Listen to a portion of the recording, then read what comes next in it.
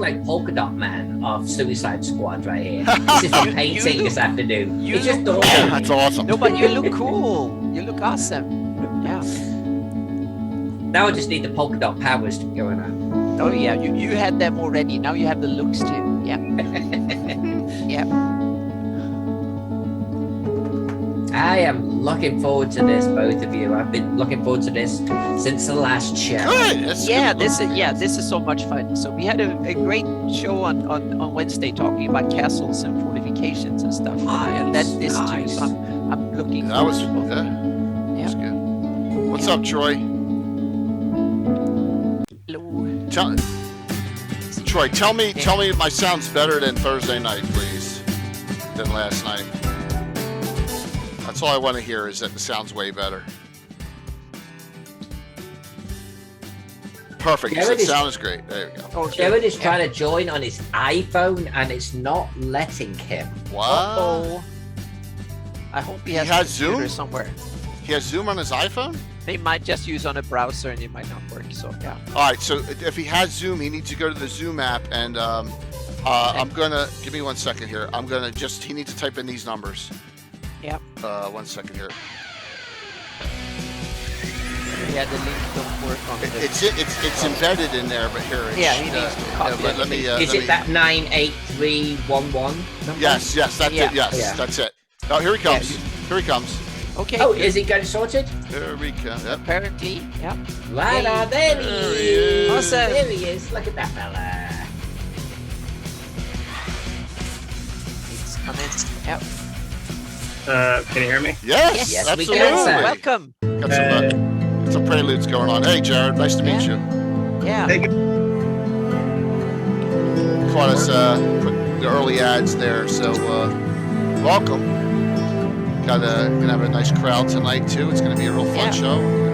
Looking forward to it. does that work? Well, Yeah, you're on your you side. can tilt it a Sideways bit on the now. side of it, but it might. Yeah. You have to unlock the one that you can change the it's a function. Yeah, so you can unlock it that way. You can now if you have that unlocked, then yeah. There you go. Perfect. There you go. Perfect. Yep. That's sweet, man. Yep. Nice. Yep. Perfect. Loud and clear. That's great to hear, Rox. Thank you very much. Which crowd is coming on? Yeah. Getting my ads and stuff up here, but it looks like it'll be a really nice sized crowd tonight. I think we'll have. Yeah. Better have a couple of thousand people, and then we've got Jared now. Oh, As a oh, rock Oh star. yeah. Exactly. that'd be awesome. Make it go from a couple of hundred to a couple of thousand. Yep. I mean, I don't know. We'll see. I appreciate the votes of confidence. Oh yes, we know. Yep. Yeah. Trying to.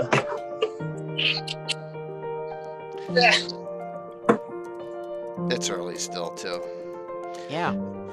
And not Is that everyone's like- used to us being on Anno on a Friday night yet. You know what I mean? So No, that's we're true. working Yeah. on it. Mm-hmm. Working on getting Well, that. occasionally you have extra special shows on Friday, so Yeah. Too true. So, let's see what we got here. that's a cool. I haven't seen that. Right, now- much. Oh yeah, Gamescape gave me a new ad. So Okay. yeah, and at the very end of this ad, he has stuff that's on our table incorporated Yeah, this is into new the too. ad. Yeah, this made is some nice I'm liking the changes. look of this stuff. This is Yeah. really good. Yeah, we have all. This is all 3D print, and we have almost all of it. Yeah. I'm gonna have to put my hands on that stuff. Yeah. Oh, Jeremy's See, great. your economy will be ruined for another year to come. And all that cool stuff. Yep. And you need another garage or a storage Oh my unit or gosh. something to put it in. Gotta make some more. We gotta make some more room here. So. Yep. Have to buy another 3D printer too. Oh, Yep. yeah. Well, we got 3 now, so we got two, Yeah, see, two you PLAs have and one. garage coins. Here comes our stuff. There's my. Oh, Yeah, there's our ruined cast keep that Bill made. That looks nice. That Yeah. looks Yeah, nice. that took 4 3D printers, 28 days, and then it took Bill 2 months to put it together, paint it, and and It's- adorn it with all the. It's almost like building a real house. It takes forever. Yeah, it's like a this big stuff project. it tends to. What time we got here? Okay, Yeah. got a minute, a couple minutes here. So.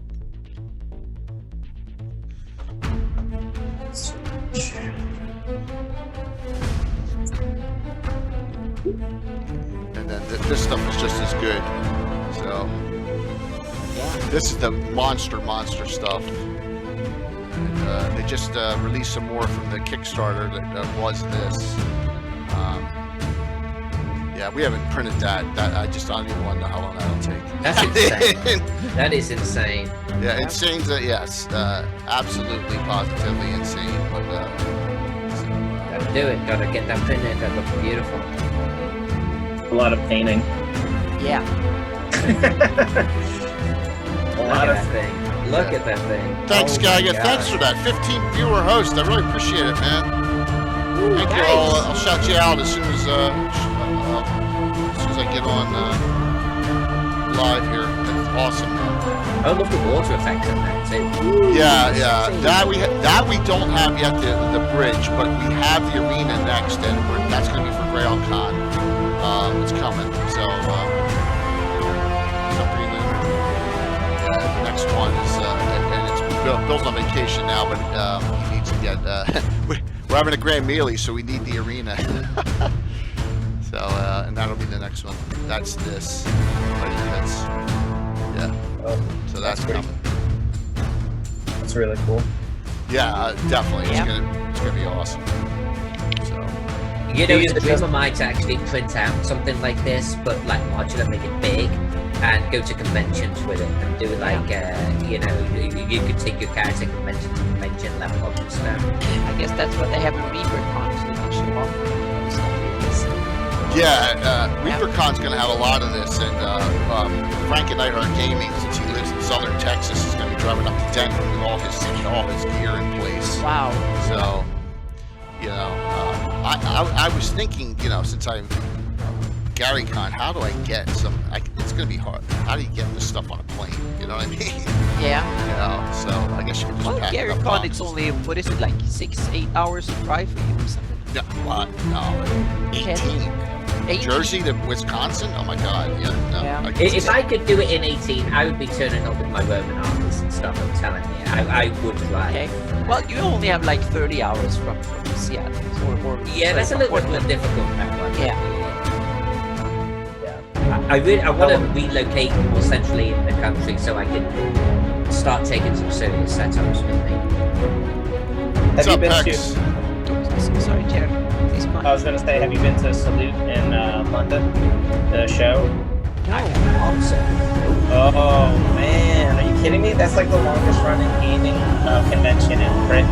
I think it's like 1 day, and it's insane. The profession, like the professionality, I guess, of the tables. Yeah? It's just amazing. They have all these different setups, all these different, you know, if you like sci-fi, fantasy, pirate game, historical, and it's like all set up. Plus, Hey, there's an Alyssa, entire- we need to go there. Yeah, we Yeah, love we London, do. both of us. So, yeah, yeah. we We're do. not even We should British. do it. Fantasy went mapping show in London. We should make Yeah.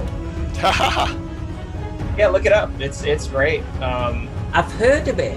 I have heard of it. Never been. Ever since I've left, there's all It's so these too bad. reasons I've been go to back. London like 40, 50 times in my life and I missed it. Damn.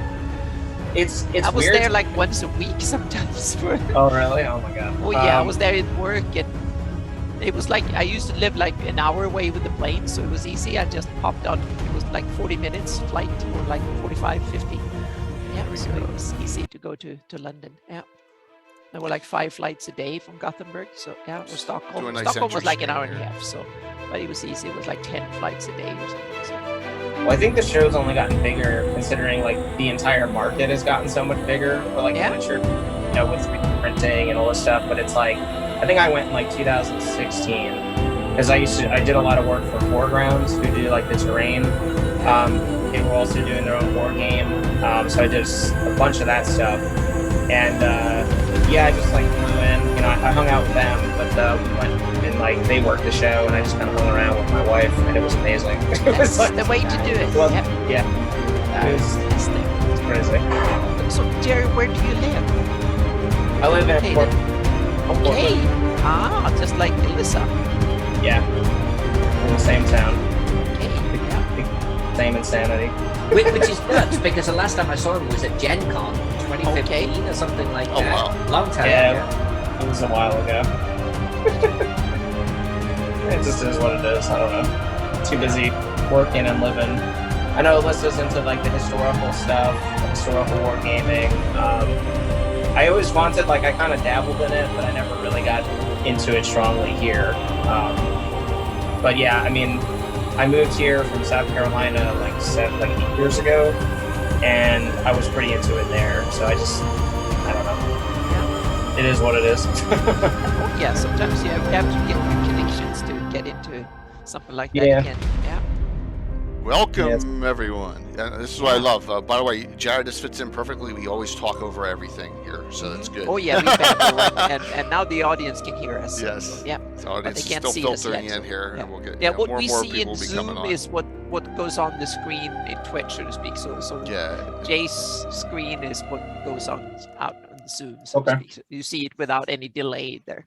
Good evening, everyone. Hopefully everyone's doing well on a wonderful Friday night. I'm JK Lurkazamba. What a great show we have tonight. Third episode of the Fantasy Mapping Show. Joining me, as usual, is the wonderful Alyssa Faden and the great Anna B. Meyer. Hello. And very special guest tonight, Jared Blando. Jared, welcome. Hello. Thanks for having me. How are you? Awesome. Yeah. Doing good? So you are a West Coaster as well now, it sounds like? Yeah, I'm a West Coaster. Awesome. I was really excited when Alyssa gave me the folders with the works, and I got some scrolling through, and I have some way to put them up in full screen. But well, you've done a lot of content already. Why don't you tell us a little bit about yourself and just how you got into the mapping business? I mean, I'm a freelance illustrator. I work primarily in the, I guess people know me for my cartography. I mean, I do other stuff as well, but maps are definitely my bread and butter. I've been doing it since 2008, 2006, something like that. Okay. Yeah, just kind of worked all over the market. Obviously, a lot of people know me for the Wizard of the Coast stuff. That was a huge springboard for me. I enjoy it. It's fun. Most of the time. Sometimes, I'm sure it is. Sometimes maddening. But yeah, I mean, I live in, Portland, Oregon. Grew up in the Northeast in Jersey. Wait. Where? I live in Jersey now. I grew up in Tuckerton, so about 15 minutes south of LBI. I grew up in Camden County and I live in Gloucester County. So Nice. I grew up in Barrington and I live in East Greenwich now. So yeah, so I miss it. I miss it so much. The Jersey Shore, man. There's nothing better. I mean, the food, it's cheap. It's the people are great. I mean, the West Coast definitely has its charms. But it's nothing like home. Yes. I gotta ask, what high school did you get to? I went to Pinelands Regional. Pinelands, okay. Yeah, I know a couple people went to There's Pinelands. a tiny, I think our graduating class was like 215.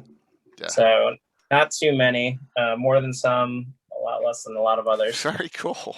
That's awesome. Awesome. Yeah. Wow, amazing. Lived about 40 minutes away from each other. So tonight we're going to discuss the setting map, and I got a lot of different ones to put up, but why don't Alyssa, Anna, who wants to take it up first and start off the discussion on some ideas on This is Anna's subject. Oh, it's my fault. So I guess I have to start. Yeah, I thought that we had the first episode. We have Dungeon maps that I think is the most first iconic map type of D&D, so to speak, and role playing games. But I think the Seti map is the close second. that has been kind of the defining cartography genre of the setting or of the game, so to speak, that each world should have a defining map that kind of defines it both geographically, thematically, and stuff like that. Every game setting kind of, it's not official and until it has a proper map that kind of defines it one way or the other. And so I thought this episode should kind of dive into setting maps and talk a little bit about the techniques, styles, ideas, purposes, and stuff like that with the setting map, so to speak. And I guess, what is a setting map, right? Yeah, exactly. When does it shift? When does it become a world map? And when does it become more of a localized sort of map? And I think Jared may be able to talk to that, because he gave us a... By the way, I apologize, everyone. I know I look like Polka Dot Man. I was painting miniatures today. And I just scratched my head. I was like, oh no, everyone's going to think I've got the lurch. I was painting miniatures, and I have a nasty habit of putting the paint on the back of my hand. Anyway, Jared sent us a whole spread of awesome maps. And by the way, I am a huge fangirl of Jared, and he has no idea. I looked at his portfolio, that small little section of his portfolio he sent. I wanted to quit. I seriously wanted to quit on the spot. Well, you realize that imposter syndrome comes from everybody else. Oh, yeah. We're just like, what the hell are we doing here? So to speak. We're going to take a deep dive, but he sent us a great spread, and he knows that he did, that really kind of pushes the boundaries about what is a region map. So, Anna, where do you want to start with this subject? Well, first of all, I think we can kind of, I want to say that a setting map can sometimes be literally a world map, meaning you can show a whole planet, or you can show like the whole world literally. In some other cases, it's just a small area, meaning one of the ones that comes is Ravenloft comes up. It's just a little regional map over Barovia usually that define that setting. So the setting map is more like the scope of the setting. Some settings are small and neat, and you can walk across them with the character in a day or so. Some of them are vast, and it will take months or years to go across. So I think the setting map, and it's also different of scale, meaning some setting maps are just a book page, and some of them are like huge posters. So that's another aspect to them. So they don't come necessarily showing a typical scale or a typical style, but what I think is that define the whole area that the game setting encompasses, so to speak, both in style and in scope, so to speak. I think that's my key definition of a setting map. And it's also the one that everybody who plays in that setting recognizes it as the map of the setting, so to speak. Okay. Interesting. Jared, what are your thoughts on that? I mean, do you see no differentiation between the world map and a setting map, or is it just, No, that's correct. I mean, to put it simply, because I mean, there's if you're doing, like, I would say there's a difference between like a world map and a regional map, right? Or like a county map. But like if you're talking about a setting, the setting could be as big or as small as whatever product it's in, or whatever you're playing, right? So I mean, it could be as small as the setting could be a little city, or it could be an entire world, right? So I guess definition of setting.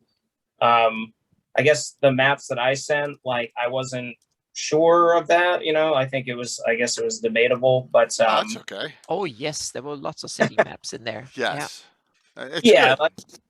It's just sort of one of those things that even though a map can be highly detailed, that doesn't mean that it's all encompassing, and it could be super simplified and it's the same idea, right? It's not all encompassing. So it just depends on the setting and how detailed it is, and also how much you want. Sometimes it's how much you want the player or the user of the map to kind of come up with. I've seen like more simplified maps that are like, hey, the people fill in, the players fill in the detail, the DM fills in the detail, which is great. And then I've seen maps that like are super, super ultra detailed and like everything is laid out. But even amongst those, there's always, room for maneuver, I suppose. So, and with this definition, with this definition that's being defined here, I mean, let's do English, Faden. But with this that you're sort of describing here, I'm actually brought to the old school Mech Warrior map, Okay. actually. Oh. Like just star systems at this point. It's just Yeah. planets. Yeah, meaning going to right? sci-fi But games and similar. that Yeah. is a setting map. Yeah. You got Yeah. Terror in the middle, hundreds of star systems around it. Yeah. By definition, it's a setting map. Yeah, definitely. Yeah. So yeah, it's a clan invasion Well, one too. So Yeah. Oh, there you oh my go. gosh. Look at Nice. that. Awesome. Oh, There he is. Jared. Oh, look at that. Represents. Damn. Nice. I only recently, within the last 2 years, have I gotten into BattleTech, but I've gotten into BattleTech hard, and Ooh, okay. Yeah. it's a great setting. It's a great set. It has its problems, but I'm surprised. You know, I'm actually a Capellan man, which a lot of people despise. Your the house, Capellan. Lau. Oh.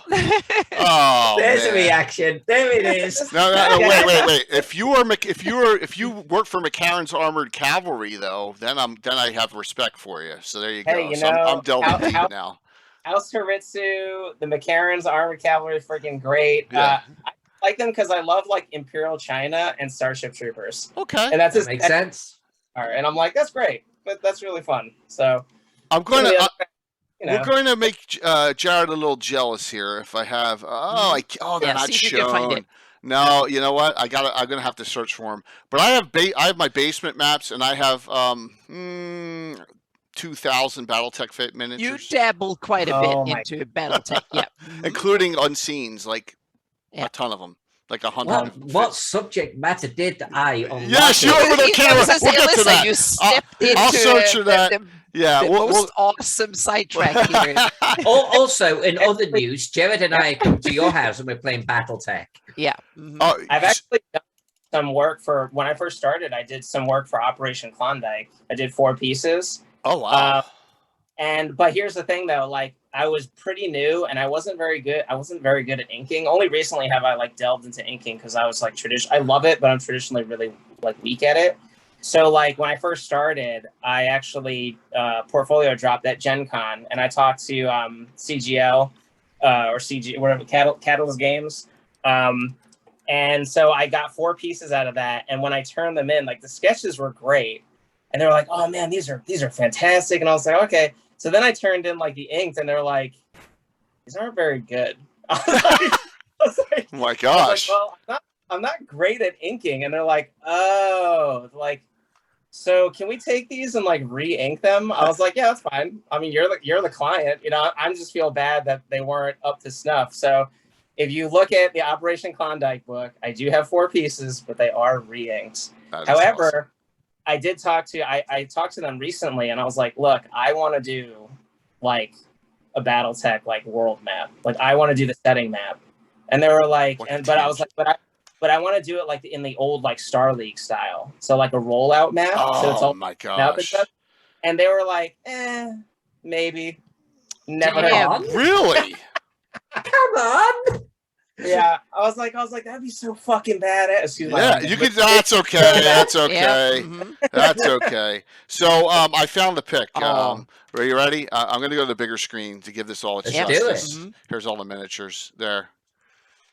I'll get out. Yeah. Get out. Yeah. I mean, you can't Yeah. see them all there, but yeah, you Oh, get the that's idea. one wall. He has another wall. He has 3 other walls with as much as that.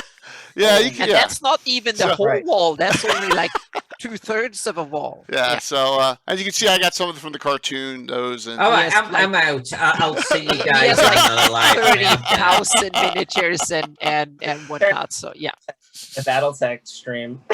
So Yeah, wait. yes, So yeah, I haven't done a BattleTech stream, Jared, in 2 years, and we're Canadian Ancient Gamer, one of our top followers, is like, you gotta do one. So Jared, if you ever come back to, do you have family in New Jersey? Yeah, well, I have a sister in Philly, and I got family in New York. So He no, lives, yeah. So if you ever come back, man, basement. Anna's been in the basement, so there yeah, you go. I survived the basement. Yeah, so, we'll get a BattleTech game Yeah. or a D&D game, whatever you want in the basement there. So I'd be down for that. Well, I've actually been playing Alpha Strike. Okay. I do. BattleTech is fine. It just for me, it just Yeah. takes so long. And I do love the I love Alpha Strike because it's combined arms. right. So I like tanks and because I got a bunch of painted miniatures and stuff behind me. Yeah, no, it's cool, man. We use a lot of tanks. Like we use a lot of the Poes for McCarrans and all that stuff. And Pattons and Rommels and all those.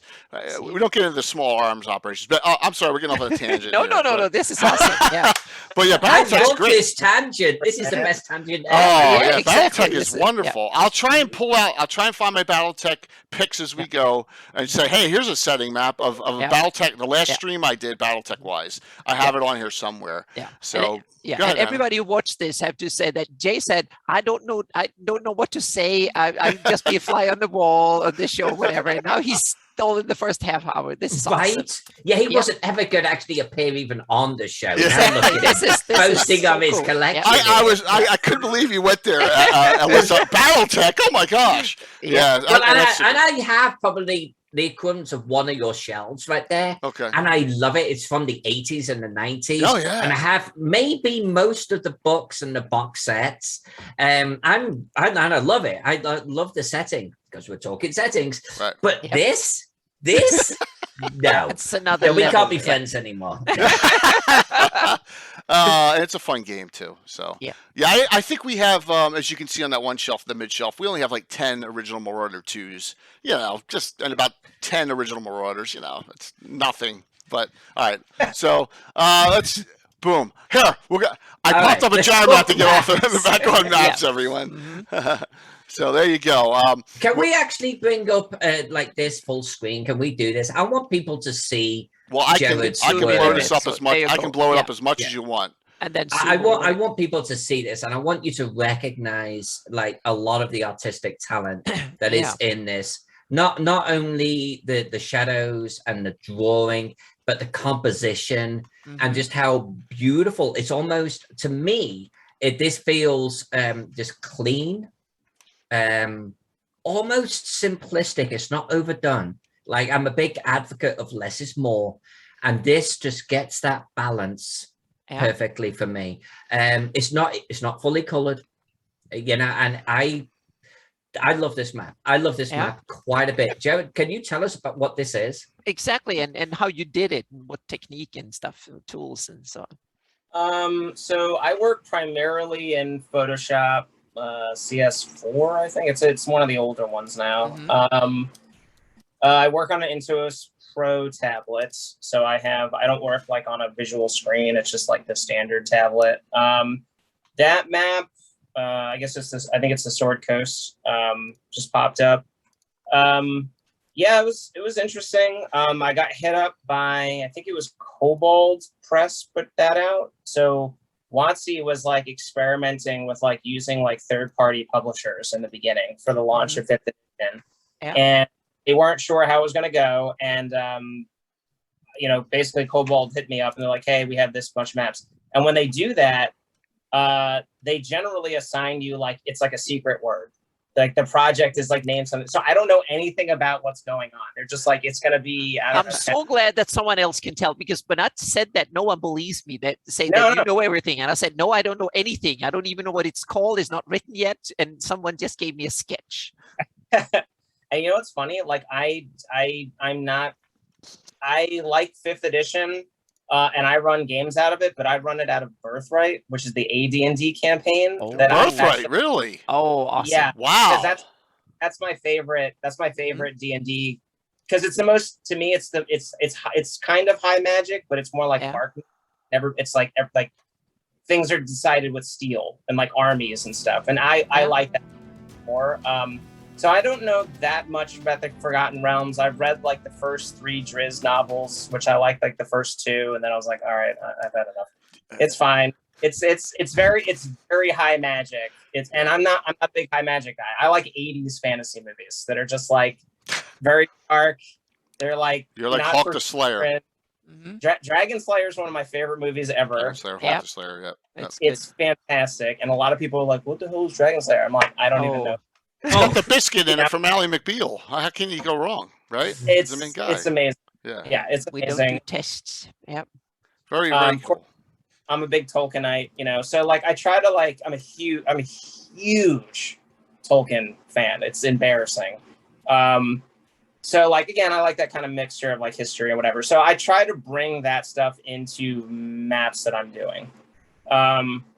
You know, like Alyssa said, like the color palette's very muted and like whatever. I don't like, which is funny because you see some of my other work and sometimes it goes the other way where it can be very colorful. But generally, I like maps that look beat up, are sloppy, and look like they were made by somebody in the universe. That's because that to me like brings me into the world. You know what I mean? That if I'm looking at something that maybe somebody made, either just made traditionally or they made it with magic or whatever you want to make up. But you know, there's going to be glyphs and all kinds of like weird design elements and stuff that you just wouldn't understand as a reader, as an onlooker looking inside this world. You wouldn't understand everything. That's the fun of fantasy, right? It's the mystery, it's the magic. And another thing with 5th edition, and I love it, but like the magic system for me, it's like it's so like exact. It's like kind of a turnoff for me. I like things to be sloppy. Like, I agree 100%. I agree. You know, leave it up to the player, leave it up to the DM, whatever, they'll figure it out. But some people don't like that. They like how exact it is, and that's fine. But when it comes to this map, you know, they had a sketch, a traditional, you know, the original, I guess, is either the first or the second version of like the Sword Coast. So I took that and I, you know, put my stamp on it, I guess. There were certain things that I had to do after the fact, like the map was finished and it was in a completely different ratio because they had given me the wrong ratio. So I had to add like the top and the bottom of it, or an inch and a half. Yeah, Don't you like, love that? It's so Don't good you to hear love that others have the same technical issues, that it's not only Once the you get projects I'm working on, it's so good to hear that it's the same on other people's projects. So yeah. it happens. I was a little salty at first, but you know, instead of like writing a complaining email, I just knuckled down and took 4 or 5 That's what you have to do. Yeah. and just turned it in. You know, whatever. It happens. Sometimes the client, like especially when you're dealing with like a publisher that's dealing with an existing IP. Like I work a lot with Cubicle 7, who works a lot with either GW or they did work with the Tolkien Foundation. And it's like, it's a fucking nightmare sometimes. It'll take months to get feedback and this and that, you know, like things change, whatever. But like, it was fun. Like for this map, I intentionally muted it. I intentionally made it more simplified. I just kind of, and I like to experiment. Every map that I do, I tend to not, there are design or like style similarities. Sometimes I share things, but a lot of times I just, because I get bored and I like happy accidents, I just try different things. Yeah. And I like to design elements like, you know, I guess like geometric shapes and, you know, it's sort of like increasing the flow of a piece. You know, maps should be beautiful, but also functional, and they need like a certain flow generally. So it's kind of what I was doing. There's a few things I like about this. There's so many things. We'll use up all of the show time, so I'm going to keep this on point. But you know, you've got like this almost Lord of the Rings style coming in, and we've got the mountains from, let's say, a bird's eye view, and yet the forests aren't, the settlements, the towns aren't, and you've managed to combine them in a style where it just works, and I really like that. You've almost got two different styles in a way, two different perspectives. And you've managed to bridge that gap. And I think it's partly the shadows that you've got going on with the forests there. I don't know if that was my first map doing that. I think it was because I was like, I might have been coming off of my Hyrandon map, and I was doing maps a certain way, like with clone stamping, and like I make my own brushes, you know, so I just do that and then I'll stamp it and I'll vary it. I'll do all kinds of stuff. But I think that map, I was like, I want to do something different. I don't think it was the first one, but I just decided to use that for the forest, and it just kind of like worked. It might have been me just being lazy. Yeah, it works though. It's thematically, it's beautiful, man. I mean, I'm drawing individual freaking trees on mine. This this is good. I really like it. It's a great result. So when you do Photoshop brushes, do you save them and then reuse them, or do you just do them on the fly? I do save them, and I do reuse them sometimes. But a lot of times I'll make, depending on the piece, sometimes I'll make something new. A lot of times though, my CS4 is like really glitchy, so I've lost a lot of old brush. Like I'll just boot it up and it's like you have all the default brushes and nothing to say. Exactly. I can tell you it hasn't changed. It's the same thing in the new. As soon as you do an update, and they kind of disappeared. And hey Anna, bring your mic up, darling. Your cable. There you go. There you go. Yeah. So the same thing in the latest version of Photoshop. You still, every time they update, they're gone. So I've probably done hundreds of brushes and then lost even more of them. So I don't even try to save them now. I just create them and that's it. Jared, do we know the scale of this map? Jason's about to ask that question.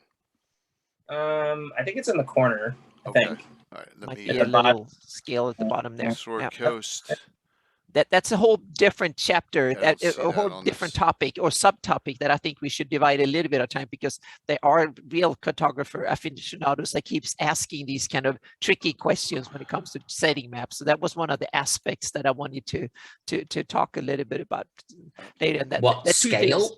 Yeah, scale and projections are these two words that I wanted to mention, because some people that know how real world maps function, they ask you like, okay, what's the projection on this map and what is the scale of this map? And you cannot, well, I just follow the sketch. So there's like, yeah, that's it, so to speak.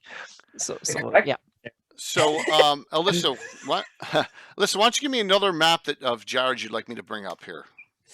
Sorry, I'm just laughing at Jared's reaction right there. But Jared, we're going to meet up at some time, man. I'm going to buy you a beer just for that reaction. It's fun. Yeah. Okay, so actually, one of the favorites that he's done so many freaking awesome ones. It just blows my mind. But the one to bring up is 9 Weird Frontiers. Bring up 9 Weird Frontiers for a moment. There we go. And I already gushed on this one in private message to Jared. Jared, tell us about this one, other than the fact that it's clearly the United States. There's some really beautiful muted coloring going on here, so to speak. So, Weird Frontiers, it was formerly Dark Trails. My friend David Beatty ran a successful Kickstarter.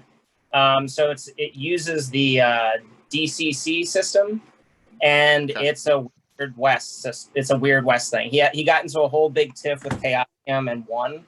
So basically, he had to change the name, whatever. But you can pledge to the Kickstarter. It's like a 700-page tome. It's amazing. It's filled with amazing art, whatever. But he asked me to do the map, and it was like a collector's thing for like the Kickstarter, basically.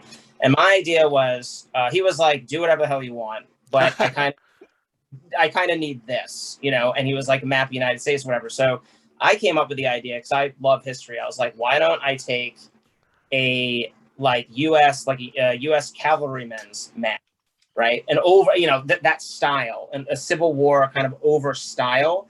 And then he was killed or converted by like a cultist, and they took it and then they scrawled all over it where all the things are where where all the weird shit is, in the new United States that's now being like assaulted by this like Cthulhu uprising, basically.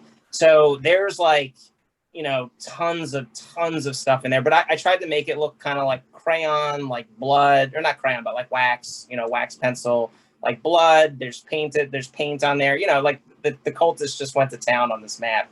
And it's festooned with sigils and all the secret information that a DM could probably use, you know what I mean, and or take advantage of. And I just had a blast. I mean, the original map, I actually just have the basic U.S. cavalryman's map.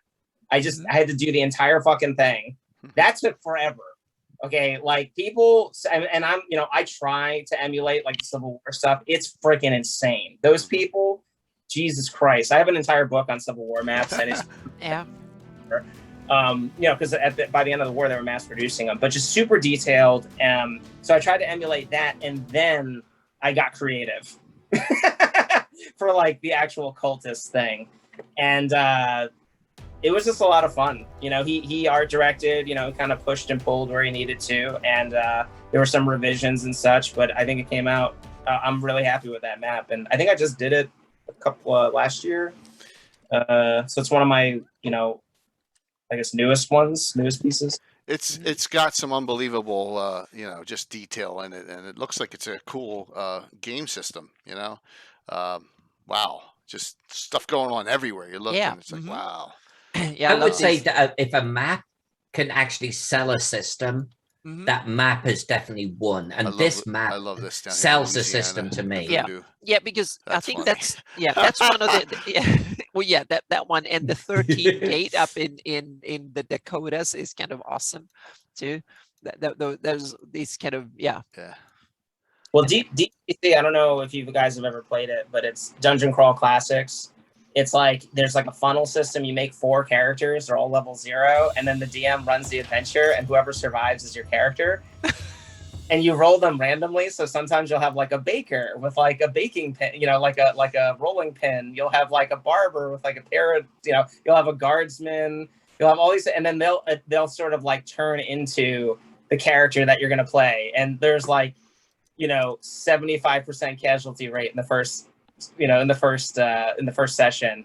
But like you take that into like the Weird West, and David Beatty, and like he's just super creative, super passionate, and he loves that stuff, and it just comes through. Like I said, I guess I could send the link or whatever to like the Kickstarter, because I think you could pledge. But it's a beautiful book, and lots of artists contributed to it, and a lot of like gouache painters and oil painters doing like traditional like Guns Cross, like weird Cthulhu dudes, and a lot of ink work. I think they're looking for maps now. Like he's looking for like encounter maps, so like more like a pen and ink kind of sloppy style. I have played a few Weird West settings, most notably probably the Savage Worlds one, which was pretty good.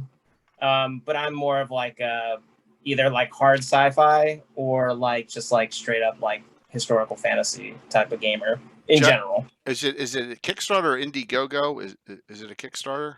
I think it's a Kickstarter. Okay. I believe it's Obsidian, you said you're waiting for it. Obsidian Risk. If you have a link to it, since you it sounds like you backed it, you can put it in there. Oh, good. Yeah, I'm just trying to get someone to put it in, because that I don't have access to, unfortunately. But yeah, wow, what a crazy fun map. I mean, stuff going on all over the place on this. Yeah. I think, Alyssa, you hit the head on the nail here when you said that it sell the game system. I think selling the setting and the game system, I think, is one of the most important purposes of setting maps, is to be one of the iconic illustrations for the setting, for the product, so to speak. I think that's one of that a lot of players probably don't think about, but from a publisher's perspective, is that when you get hired to do this type of map, or map that is going to be the defining for the setting, it's to use it as a promo thing on the books and on the box sets and posters and ads and stuff. That is a very important aspect from the publisher's perspective, is to sell the content of the product. I think you nailed it right there. I think that's it. I think you're on point, Anna. Yeah. That's ultimately, because it can be a city, like Jared said earlier. Yep. But the setting is the city. So you open up the book, big 2-page spread of the city or whatever, fold out of the city, or even, or galaxy. But this is the setting. Yeah, the setting is the area that you intend the game to play out in, so to speak. Weird West, is it called, Jared? Everyone's asking again the name of the game setting. It's Weird Frontiers, I think. Okay, try Weird Frontiers. It used to be Dark Trails, but there was a tiff with Chaosium for a few years over that, and he had to rebrand. So I believe it's Weird Frontiers. I think it just happened only a few months ago that he rebranded, which I actually like the rebrand more. But I think what was cool about this map in particular, one, I was doing it for a friend, and I generally work harder when I do that. Two, it was such a cool, like, again, I love history and I like kind of a hands-off art director, and mixing fantasy with something that I'm a big fan of the Civil War. I think it's as I get older, the Civil War just becomes more and more fascinating. So like that combined, like the historical aspect combined with like just this weird fantasy science fiction-esque setting was just kind of hitting all the buttons. And yeah, you know, again, just being able to be creative and taking ideas and kind of putting your own spin on them and seeing what sticks and what doesn't. I just had a lot of fun with it, you know. Very, very One cool. Yeah, it's awesome. Awesome. All right. So as we go around here, Alyssa, you want to show up one of yours and we'll do one of Anna's? What would you like Yeah, to sure. Yeah, that discuss here? works. I was going to ask to I'll see leave one this of in the Anna's, background. but you know, I don't do region maps so much. So Well, you got some good well, ones You here. do. You do. Yeah. I guess I got a couple here. Well, how about we do old countries just for a completely different take on it? Okay. You know, people asking for scale and stuff. Let's do old countries Yeah. where there is no scale, because I don't know what's going on in this one. Okay. Oh yeah. So this was for Timothy Brown. Timothy Brown is actually the original designer, writer of Dark Sun. I loved Dark Sun back in the day, and talk about the artwork out of it. So when Timothy Brown came to me at Gen Con and was like, hey, I'm doing this this setting here called Old Countries, would you do the map for me? I was like, oh, hell yes. I think he even had Brom involved too. So I was like, am I going to pay you to be part of this project? I'm in. And this was a fun one because he wanted this outlandish stuff. So this is, I don't even know what you would call this style. I mean, yeah, it's kind of what I would call Lord of the Rings. I call it bird's eye view, kind of looking down. But it's like zoom in on the top left corner there a little bit. That groundwork there is a hive system for creatures. Yep. And I'm like, and they burrow into the ground. I'm like, what am I gonna do for this? So I actually looked at bone marrow. Yeah, it's so cool. I was just I drew bone marrow for Jared, this. maximize my pick Yep. in Zoom if you want. That'll make it easier for you to see. This is one of my two overland styles that I have. It's basic, and it's way more colorful than what we've just been looking at, even a little saturated really. Yeah. But this is kind of my look that I go for on my overland regional setting maps right here. Although this is an extreme, because how many bone marrows do you get, or an area called the scab if you pan to the right a little bit right there. I love the rift, scab. the seesaw. You kind of twisted it out like that. Ooh, that is awesome. Yeah. This was a kind of a cool map to work on, because it was that I got a sketch. It's always nice if a client gives you a sketch. Yeah. And they were like, this is what we would need in these locations. And it was like, we need a scab. There's a place called the Park. It bleeds out the ground like lava, and it heads over towards the east and just kind of just like chars and fades away. I'm like, but, and then, so you were talking, Jared, about art direction. Timothy Brown was just like, just do what you want. Just do what you want. But okay. Have you guys have that? Some people say send a sketch, and then when they say I'm going to send a sketch, you often assume that they're going to jot something down on a piece of paper or write on a napkin. No, I've gotten things that look so good as sketching that they're almost ready for publication. I was like, why the hell do you hire me to do it? It's like, this looks so damn good. They probably worked 2 months on it and and it was like, I felt like an imposter. Realized I'm supposed to do something better than that, so to speak. So it's some projects are hard to and I have a story. I can go back to it later, but it's so sketch can be anything from sketch on a napkin during a convention to something that someone worked in Photoshop for 2 months, or over 6 years in 2 months, or That's time true. over 6 years. That is true. Yeah, Yeah. while they were writing their novel or whatever it is. So yeah. Scoot to the right there a little bit, Gasumba. And we don't need to sort of stay on this sort of too much. I've got some obsidian mountains in there. I love your as well. clouds. The clouds. Was this the first map that you put the clouds in? Or was it wasn't the first. It wasn't the first. The first map I ever put clouds in was actually Whisper and Venom. You know what? Do me a favor, Gasumba. Yeah, sure. Go to the Whisper and Venom map. Let me show you all the first map I ever did in this style. First ever. Never drawn this style before. This is for Zach Glazar, who is now an operations manager or something to Frog God Games. Zach Glazar is the guy who honestly put me on the map. Put me on the map. She's all here. You have to realize that now I feel terrible. This is the first map you did in this style. Yeah. Yes. Yeah. Yes. See? So now you see everyone here while I want these people on the show. Later on, later on, I will show you some terrible maps of my earlier versions. But I mean, if one day I want to do an Alyssa critiques Alyssa, which is something I do on my YouTube channel, because there are things I would do differently with this map now. But this is the first time I ever did this style, because I actually did something for him, Zach, and he was like, "This is good, but do better." Jared, it was a little bit like your ink work, but it was like, but this is now on you to do better. And I'm like, and he was like, but. He's like, it doesn't matter about the money, just do better. And I was like, okay, this guy's serious. This guy really wants something special. And so I went out to do something very, very, very different that I've not done before. And this is the first time I ever put clouds on a map, ever. But after this, everyone wanted clouds on a map, including the pro fantasy folks. They were like, they asked me for a symbol set or something. And they were like, and give me your clouds. Okay.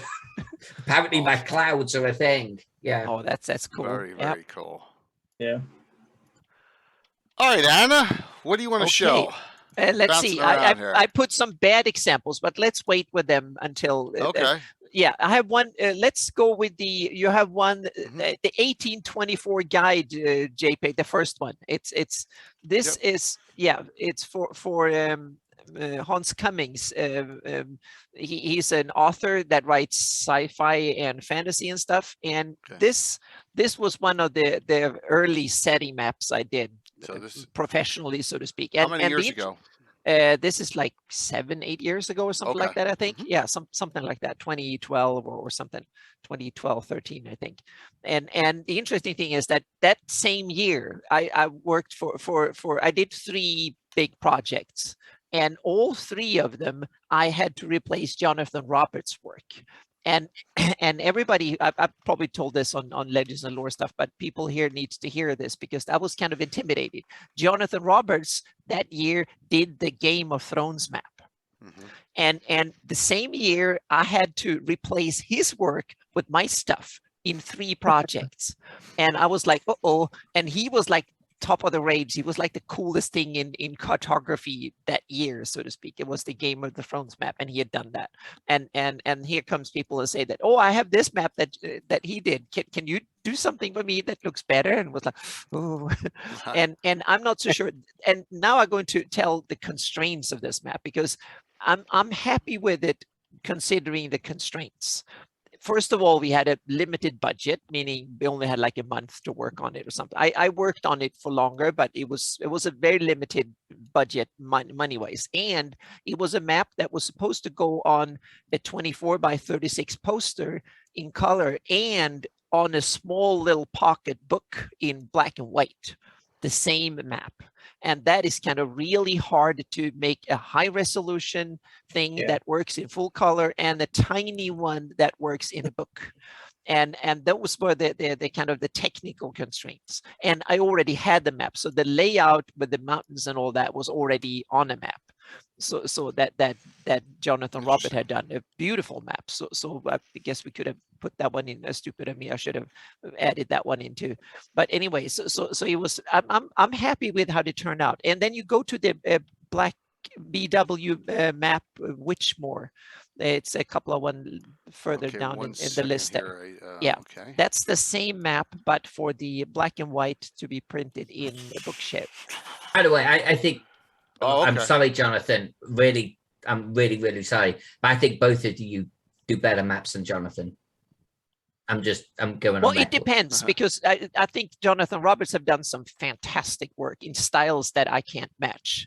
But in my style, I think I'm superior than him. But we all have our specialities, so to speak. So this is but this kind of shows that you often have to work, meaning you don't get to decide what the map's supposed to look like. And there's often technical constraints that as soon as you work on a commission, all of a sudden you can't sit and doodle the way you want for months just to make it perfect. You just have to work within a time frame, and you have to crack it out, and it needs to be delivered on time, so to speak. I totally understand what you're saying. Like, I've had clients, and I'm sure you've had too, they're like, they have a grayscale map, or you do a grayscale map, and they're like, can I have it in color too? Yeah, exactly. Just add that, like when you were working for a couple, can we just get this in color too? Yeah. Mm-hmm. Yeah, you could go color to grayscale with some fiddling. Yeah. But it's, legibility becomes an issue, right? Yeah. But like going grayscale to color, it's like, no. Yeah, they think that you can just add colors magically and the map will just appear. But we have to. I always try to be humble because they hire us cartographers to do stuff they don't understand and think about much to do. They want to send the money and they get something really cool. So I get paid, and we get paid to do things because other people don't know how to do them. So that's the good spot. But the sad bit is that they don't understand often anything. You have to they are writers, most of the people that are book publishers and stuff, that they write words. And that means that when you try to explain graphical things, it's like talking to a colorblind trying to explain colors and stuff. So it's kind of often very, very difficult. And you get the most weird changes all of a sudden that comes. So we should have, there's a lot of interesting, but there's often you have these kind of constraints. So that's why I think almost all of us, at least I have my Greyhawk maps, that is my fallback kind of hobby project that I can do the way I want them done. And they take as long as they need to in order to be as good as I can make them, so to speak. And I can do them the way I want them. And I think a lot of cartographers do that, just both to show clients and also to get the frustrations out, and you can work on something, and then you can cut all the corners in the world when you work on the commission stuff. So I don't know. How about you, Jared? Do you have some pet projects do you do just for fun? Yes. I mean, I've kind of transitioned into for fun. Again, I kind of do I do digital pen and ink. So I do some BattleTech illustrations. I do some character stuff. I do, because I do a lot of figurative stuff too. It's just like people, they know me as a map guy, and I like doing maps. I would say I think I included 2 here, the Hyrandon maps, the East and the West. Those were just my stuff, and that was like this one? Basically throwing that was like throwing everything in the kitchen sink into it just because I wanted to do it. And like I have my own fantasy setting and whatever. It's very like culture clash, kind of dark ages, Byzantium type of stuff. But like, this was like I was experimenting and just seeing like how detailed I can get, and also kind of went down the hole of like, well, do I want to display just capitals, or do I want to do cities, or I want to do towns? Do I want to go all the way down to like villages and fortresses and stuff? And I kind of just went with it. And I love doing like heraldry and stuff. But this is like, I think from 2000, I think the Western lands, that one is from like 2012. And then I think the Eastern was like 2014. Okay. And again, it was like, I think there was a guy on he might still be there on the Cartographers Guild. I think it's Diamond. He does like a lot of really clean maps, and he was using yellows and blues, which I'd never used before for maps. And so I was like, yeah, I really like that style. And I think this was the first map I also did like a clone brush for like the actual forests and stuff. I painted up like my own brush and then kind of used it. And yeah, I like getting lost in my own maps sometimes. You know, Yeah. Going, and nobody's there to tell you can't do that. Yeah. Yeah.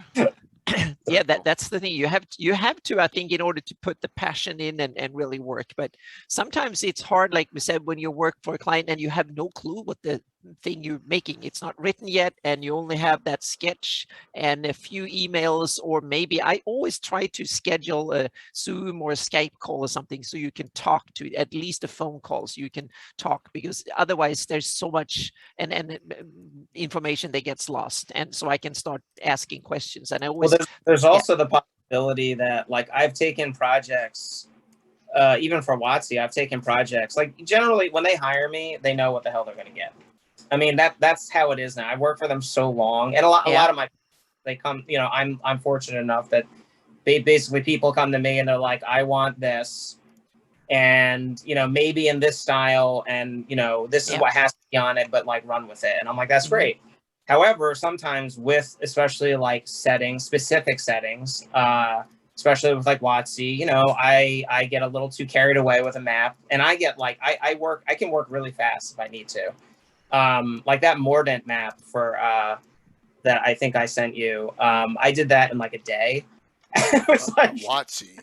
I was just like, yeah. See, now you see that I work like a year sometimes on a project. That's more kind of 6 months is more like my normal style.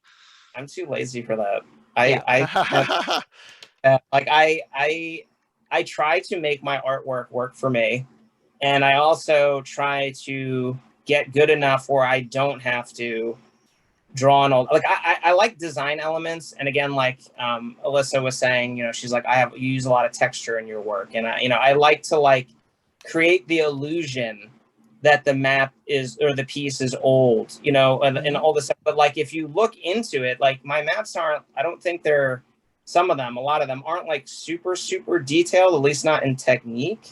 It's just about like, how do you present that? And it's the overall visual style and sense of design. You know what I mean? Because like most people don't like just stare in at like one part of the map and they just stare, you know, it's like, no, how does it like affect somebody looking at it as a whole? I mean, me personally, I'm just very interested in design in general, you know, in how things flow and like how it's the presentation. But you know, anyway, getting back to what I was saying, I have done and taken a piece to basically finish, and I turned it in when it was supposed to be like the sketch, and they were like, no. And I've had to go back and be like, okay, I mean, that was on me. You know what I mean? I got a little too, you know, too big for my britches, you know, and I got to go back and I have to redo it in a different style or redo, you know, and so that happens. Wow. Yeah. But you know, you just, when you do it for so long, as you guys know, you just develop shorthand. You know what I mean? You kind of know how you, and other times you're terrified about how to do the piece, and you just start doing things, and you just kind of let it take over, and then you're like, okay, that's working, and then you just kind of fall into that. So I guess everybody's different, but I think there are some similarities, right, between when you're creating something like that and not having, I think having no art direction as opposed to extreme art direction, they can just be just as bad as each other. Because I have clients that are just like, oh, just run with it. And I'm like, you gave me a napkin, and you're normally, you know, with scrawled on it. And I'm like, that's great. But it's like the same client will come back and be like, I don't like this. I'm like, well, then don't give me the ball and have me run with it if you're not going to trust what I'm going to come up with. Yeah. So I have had clients come back and I'm like, this is you know, I'm kind of like, this is exactly what I need.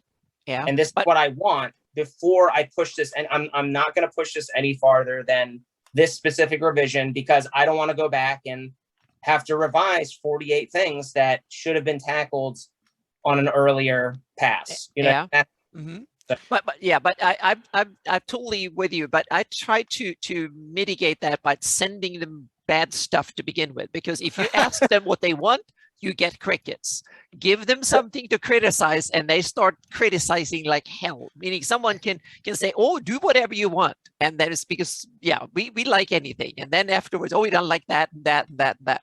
People don't know what they want, but they know when they see it if they like it or not. So give them something to look at, and they will start telling you what they want. That's my experience. So, when we do the show, How to Be a Better Client, we'll have to get Jared on for that one. Oh too. Yes, definitely. Yes, we did. Yeah, we have to have a show where we and then we probably should record it first, and then we have to see if we want to air it or not. We'll be nice, we'll be professional, but we are going to do one which allows people who want to get a map, or even honestly artwork in general, I would say, about the things that you should be thinking about when commissioning it. You know, the things you should be asking for and providing and watching for and gotchas. It will be an honest to God how to be a better client and for getting better artwork that is on time, that is what you're after, and that will include artwork too. We may bring up some bad client stories. Yeah, we can. Without telling who they are, so to speak. So, I have number one on the list is artwork costs money. Yeah. That's the biggest. I mean, especially for young artists starting out, they're like, I don't know how much to charge. I'm like, charge a lot, because basically people like artwork is worth a lot. It's your vision. It's a unique piece. I mean, granted, it may be a digital file, but it's a unique take on your world or whatever. And it's a craftsman making a piece. You don't ask somebody, it's like, oh yeah, it's going to cost, it's going to take me 80 man hours. Oh yeah, I got $300. I'm like, no, that's like $3,800 at least. You know what I mean? Like, and they're like, oh yeah, it's like, you're a professional. This is your job. Would you ask your, plumber or whatever to just do, to just work for you for free? Like, no, like things cost money, and it's okay to spend that kind of money. Because like, Alyssa just said, you're going to get better art. A happy artist is going to produce much better artwork, just in general. And when that money situation is solved, that both parties are comfortable with the fee, fantastic. You know what I mean? Because I think everybody's worked with clients where that you feel like, they're like, I'm not charging enough money for this. I mean, I've worked with those clients, and it's frustrating because you're like, Jesus Christ, you got to keep putting in extra hours. And those are the clients too that need the most amount of revisions. That's what I. Oh yeah. Yep. So you feel even worse. You're like, oh great, now I got to put in more man hours project that I'm already underpaid for. Yeah. I'm sorry. Go ahead. Go, Kasumba, go. All right, two quick audience questions. One, Grok Bart asks, do you always assume you're going to do it in color, then you can back do it in grayscale because of that grayscale color issue? And secondly, the question from Canadian was, oh my gosh, and I lost it there. Where is it, Patrick? Do any of you freehand your maps? Do more freehand than techniques with the computers and digital? So. Well, I would say with the regards to grayscale and color, generally, if a client should be upfront if they're going to do that, if they want that, because it will affect. I mean, you can always tweak it. You can always push and pull things digitally quite easily, or relatively easily, depending on the piece. But they should be upfront about it. And that also comes back into the fee. It's where's the piece going to be portrayed? Is it going to be a cover? Is it going to be an inside the cover? Is it going to be an interior map? Is it going to be a spot illustration? So if it's going to be used in multiple areas, you're like, okay, well, the fee goes up because you're multi-purposing that same artwork. And, there are companies that's what they do. And I don't like it. And they're generally not liked by a lot of illustrators because they take your work and they just, here's your fee, here, artwork's mine now, do whatever I want with it. And it's like, that's not really what you want as an artist, right? In regards to the second, I mean, a lot of people are like I hand paint all my maps. I mean, Oh. While you're doing it digitally, and there are tips and tricks and brushes and stuff, like I paint, especially this particular map that's on the screen. Yeah. It's all freehand. I mean, there's no like, all my texture stuff, all the mountains are drawn in by hand. I mean, I may use a Wacom tablet, but it's essentially the same as drawing on on a parchment, basically, or on a sketch pad or whatever. And the same with painting. It's a funny misconception that people have where like, oh, it's computer done, so it has no value. And I'm like, have you seen any conceptual work from the last 20 years?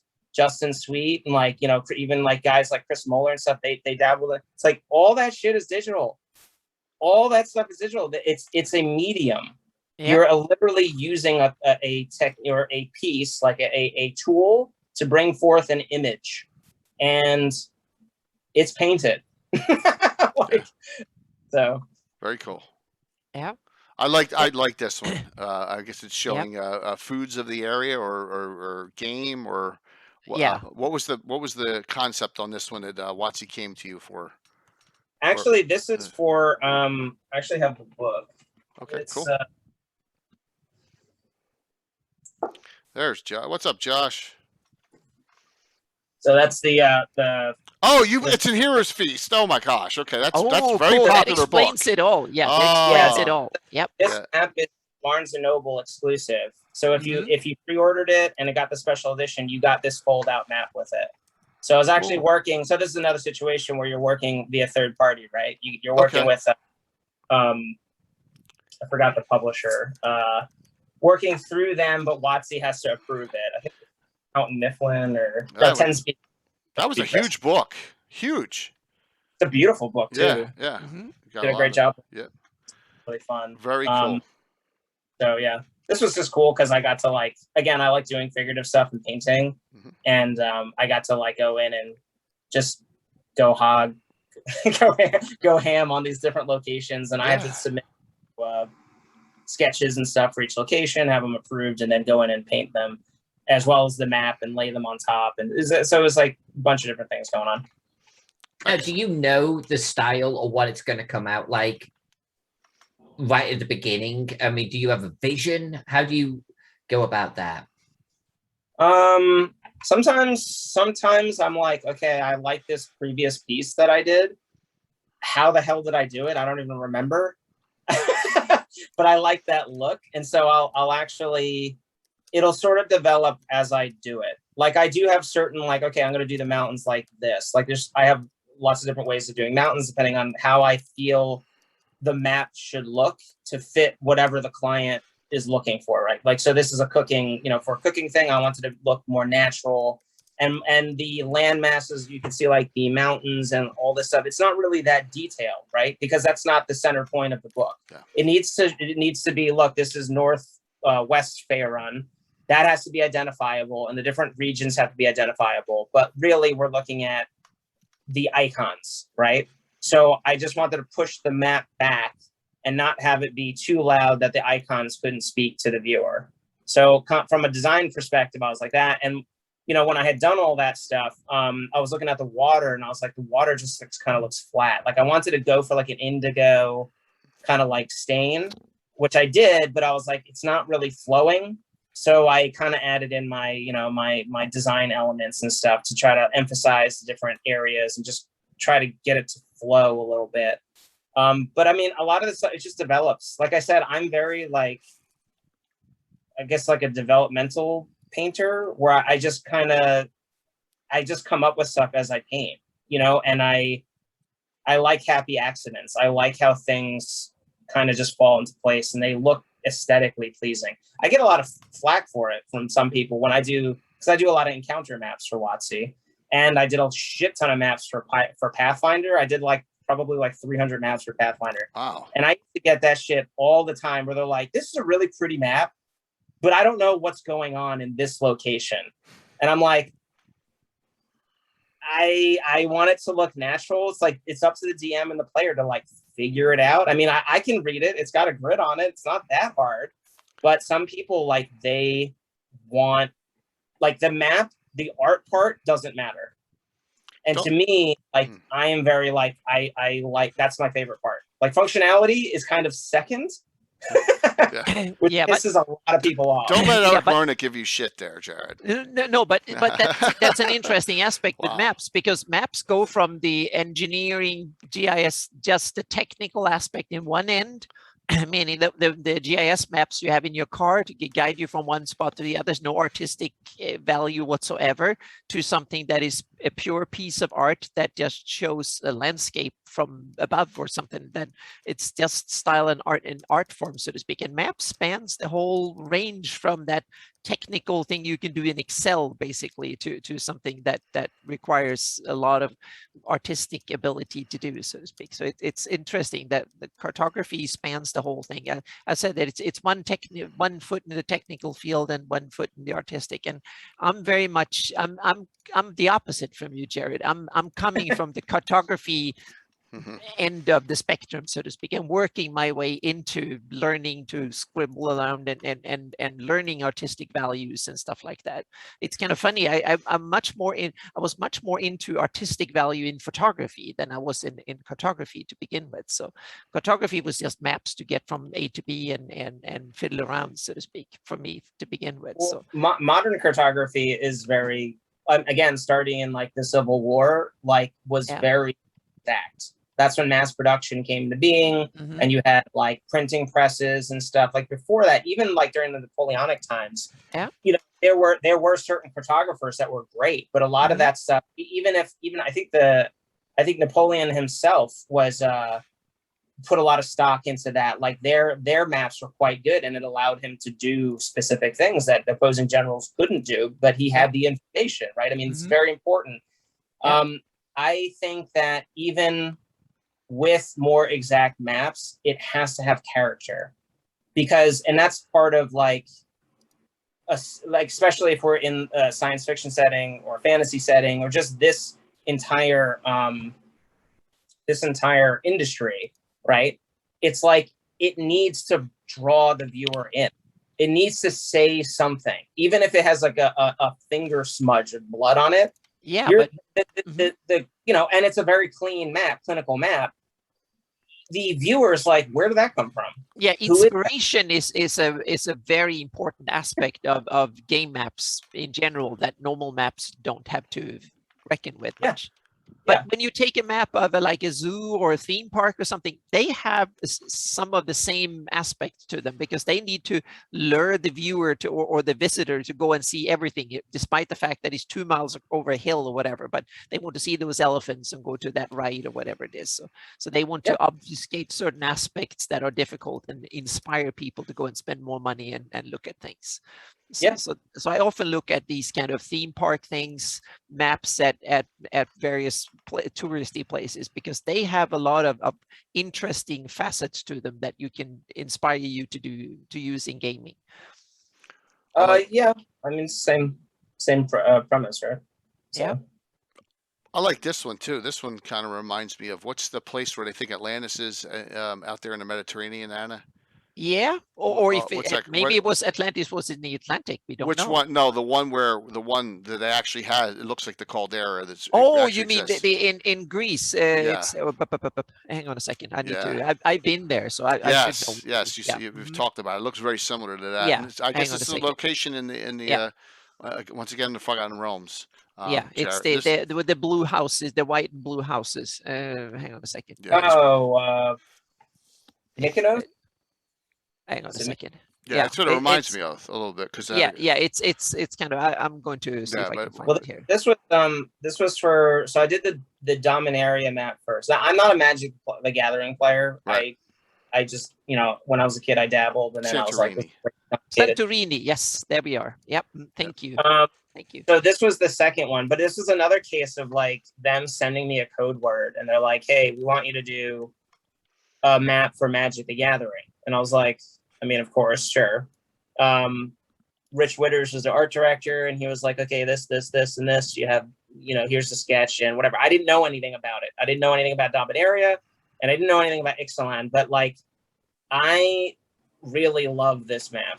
This is one of my favorite maps I've ever done, because of the fact that it's clean. Like, it forced me, even though it looks kind of dirty, when you get into it, there are specific areas that like have to begin and end in certain respects. I developed a few brushes for it, and I just tried a new technique. I mean, I was just like, I want to do something different.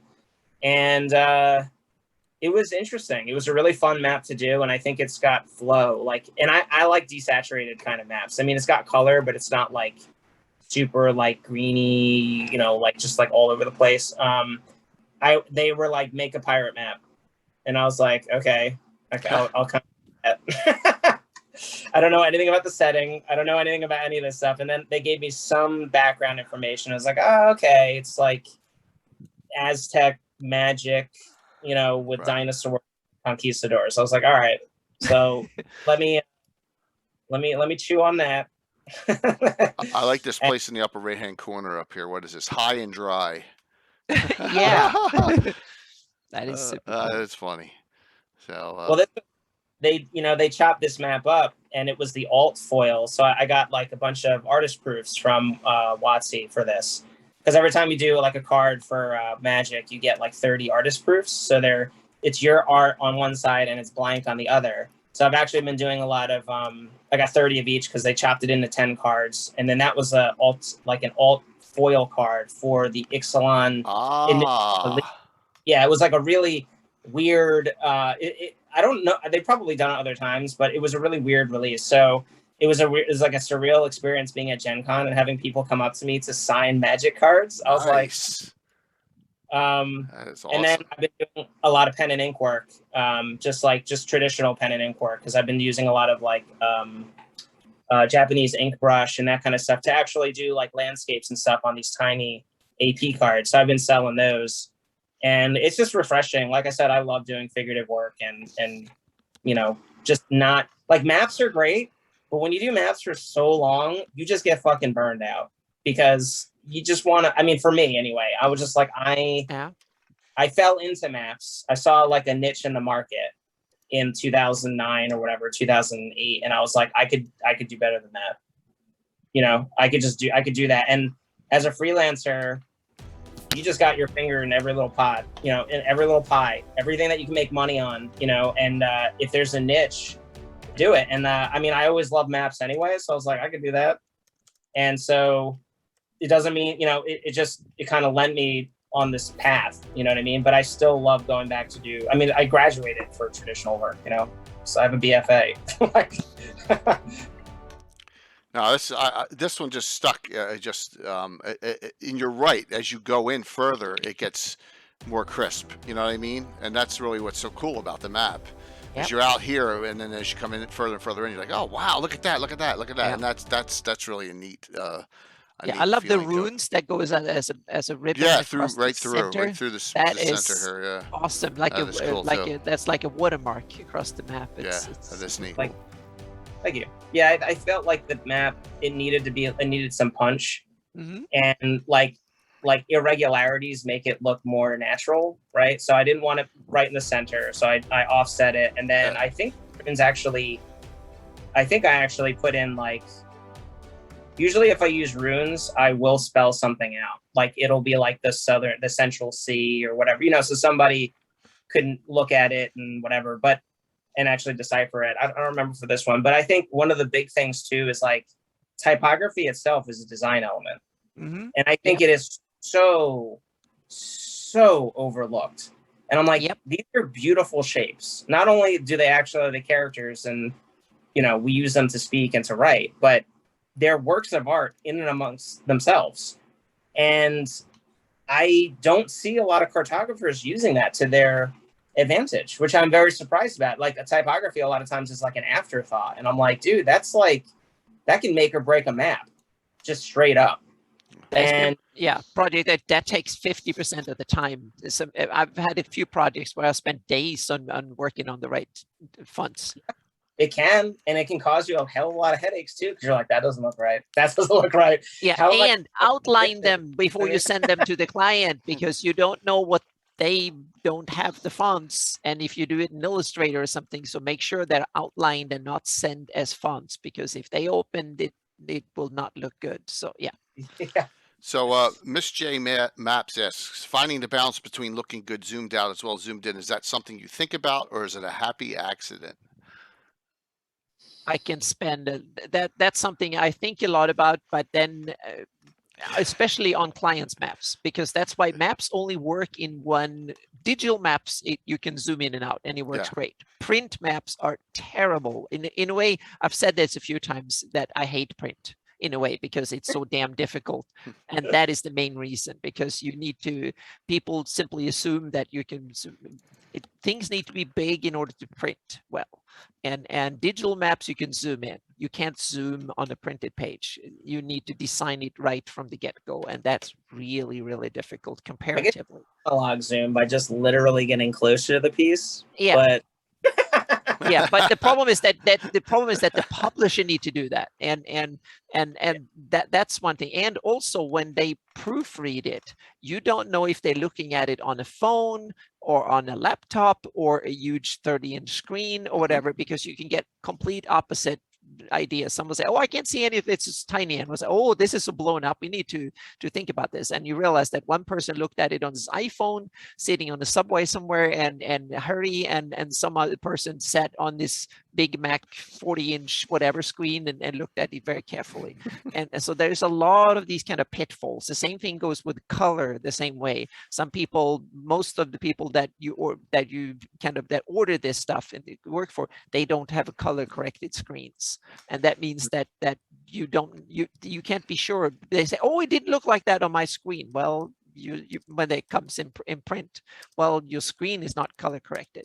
So that's a lot of these kind of pitfalls that you have to be aware of when you're working on it. But fonts is a very overlooked thing. And so Jared, do you design your own fonts? Do you or do you just go and use a lot of cool stuff you find somewhere? I have designed some of my own fonts.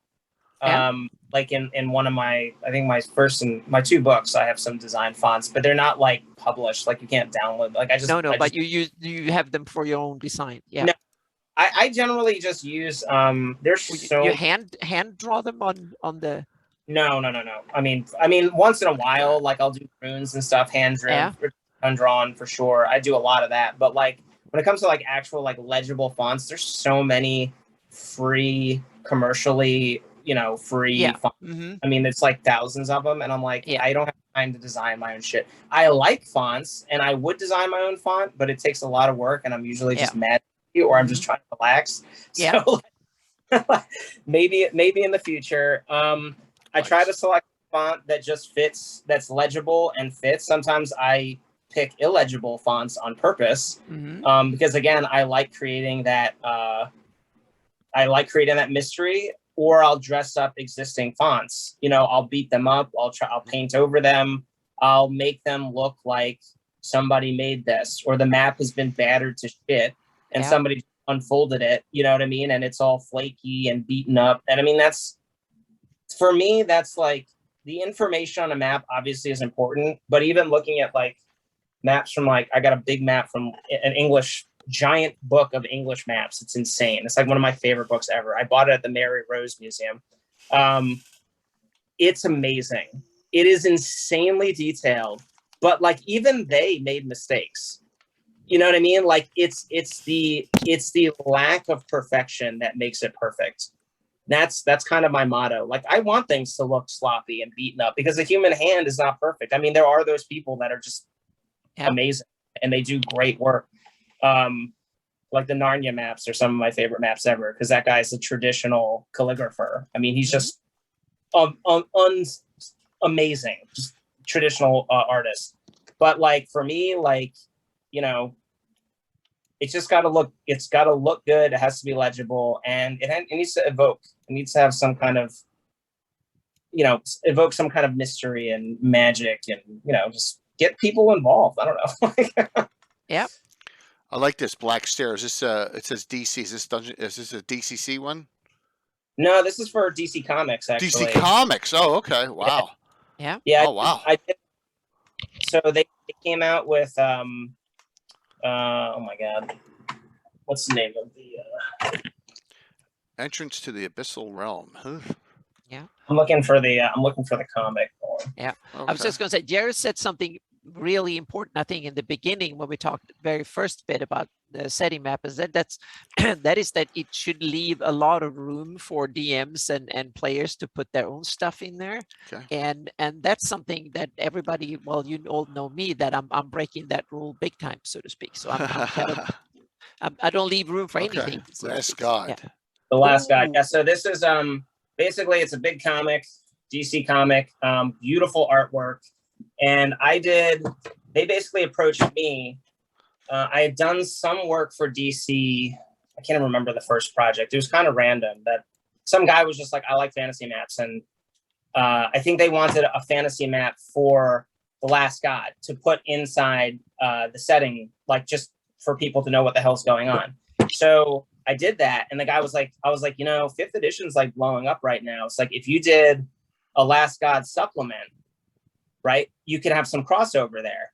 So he did. So I wound up doing like 4 or 6 maps for that, and this being one of them. And this is like basically the adventurers have to go to like the ends of the earth, basically, and they make a pact with the devil, basically. Instead of being, they're supposed to be heroes, but in reality, they kind of sold out their own people. It's great. It's fantastic. It's extremely dark fantasy and violent, which I love. But like they needed some setting maps for this setting, and it was just awesome. Like I really love working for DC.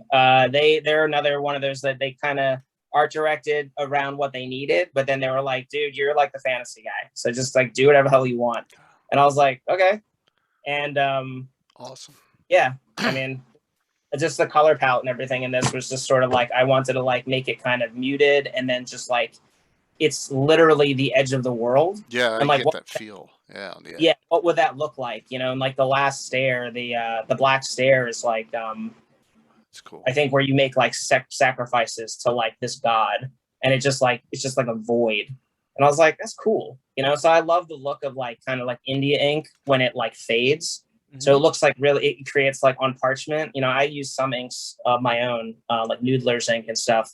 And like, it just creates these like really weird, like warped effects. And I was like, yeah, it should look like weird and ethereal and strange. And it just looks like the map was like dipped in like some kind of like weird sludge. Yeah.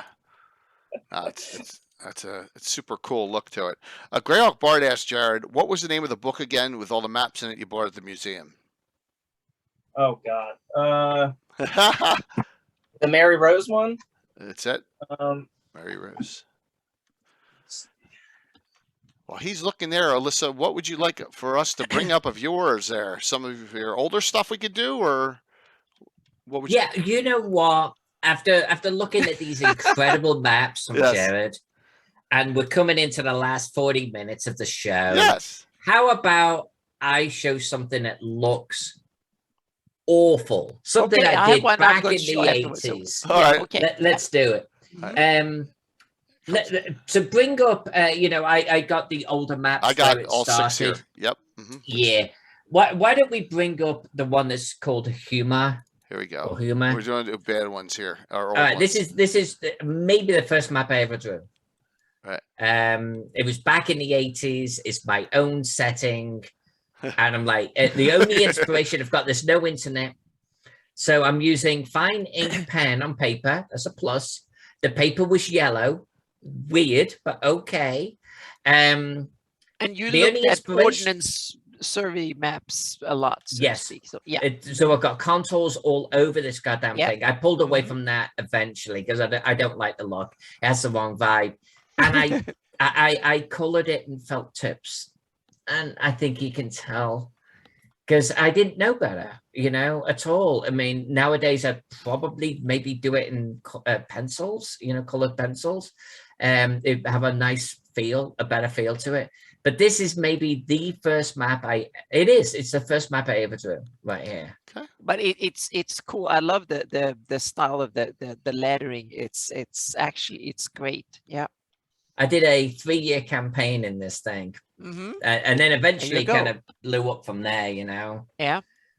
But I mean, look at that dark blue. look at that. It's like, Well, it kind of sticks out a little bit too hard, maybe. Yeah, the contrast is, it kind of, you should have taken the little less blue thingy. Yeah. I really like that. I actually think it's great. It's like I've gone from the natural kind of yellow buff of the paper into a soft, maybe that's even pencil because it doesn't look like felt tip. And then just the next blue I had apparently was that. So but it's cool. This is and a look map. at this. Look at the scale. Look at the scale up at top right. Meaning you can tell it's kind of hand drawn, but it looks so beautiful and so perfect that it's kind of so neat. Yeah. It's just amazing. Yeah. I got that from. I mean, I had some kind of map book back in the day. Yeah, and the it was relief, all about contours, and it had this relief sort of. Yeah, but the relief is so awesome system. because it is the relief you get on the Ordnance Survey maps and stuff. That was the style back in the day. Those relief were there. The ocean was kind of sticking out, so you can kind of was a relief of the land and you've done that brilliantly.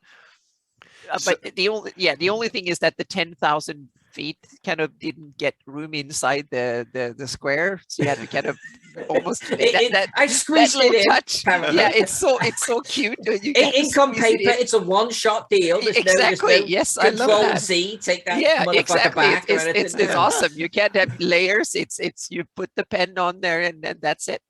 I'm talking about fonts. I did my own font on this one. I'll have you know, all hand drawn. Mm-hmm. Yep. Yeah. You can actually tell I drew it on top of a ruler, so everything's got a straight bottom to it. Yeah, you can the F. Yep. Yeah. And then anything that falls below the ruler edge, you take the ruler away and then draw in the rest of it. Yeah. Mm-hmm. And I love the squares. Also an Ordnance Survey thing. Yeah. Yep. Oh yeah. Yep. The original, no, I don't have the world map. I didn't send the world map version of this, but yeah, I did this for maybe a decade in this type of style. Look at the yellow paper. I don't know why I used yellow paper.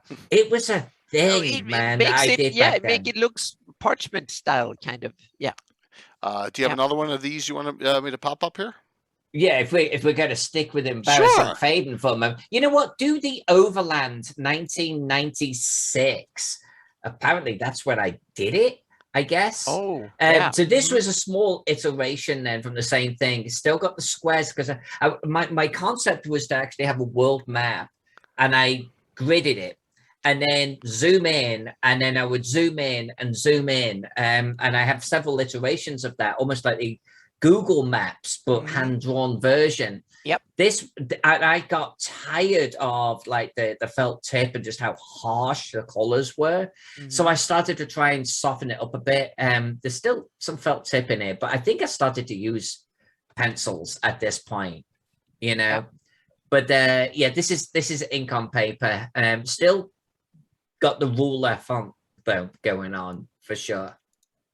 Yeah. Lots of islands in this one. Lots of So true story on this is on my original map. Okay, here's a fun fact. On my original world map, I drew a country called Britannia. Now, there's a few things wrong with that. I got the inspiration from the Ultimate Game series. Remember the computer game? Yeah, and it was based in Britannia. British. So it's like, that's cool. I'm going to put it on there. But I'm from Britain. So it's not actually really cool. It's really quite lame. So like 6 years after doing that, I looked at this Britannia and thought, that's stupid. So I actually blasted my planet with like an asteroid. There was some kind of magical event. This is the remains of Britannia. I kind of just, I destroyed it. It's like, how do I get rid of Britannia? Well, I hit it with this magical event. I destroyed it. That's why it's so fractured and islands and stuff. I never actually ended up doing anything on this map. There was no adventure here. It was almost a personal vendetta against Britannia. That's funny. There you go. Yep. That's awesome. I love the kind of detail in the island. Like I love the. It's like world maps. I suffer from this. Like sometimes I'll do line work and I'm like, that looks like crap. It looks too good. It looks too, So like having that like sense of irregularity and the unpredictability is what makes it great. You know what I mean? And I can see that I could see that in this map where it's like you really go in there and you're like, yeah, this looks like an island chain. You know what I mean? Or this looks like something that nature made, not man-made, which is nice because, you know, the more natural it looks in general, I think it's just very appealing, at least to me. But yeah, it's cool map. I like that idea that you destroyed your own world. Yeah. It's like, that's lame. Destroy it. Anna, what about you? Yeah. Well, I have a couple of things. That first, we've talked about color versus black and white and stuff. So I have one concept. This is not a finished map, but it's a concept that I did for Gryffindor Games, and it's the KOL map. Start with the KOL map, Yep. one political, and then there's like 5 different of them. So this is Wait, you took the middle one, but it's There you okay. go. You can start. There you go. There's even one before then. Yep, there it is. Oh, there's one before this. Oh yeah, KOL. boy. Yeah, there's All right, one well, now even. they're all- There you go. That's the first one. So this is a concept. So we this is part of a setting called Kingdom of Lothmar.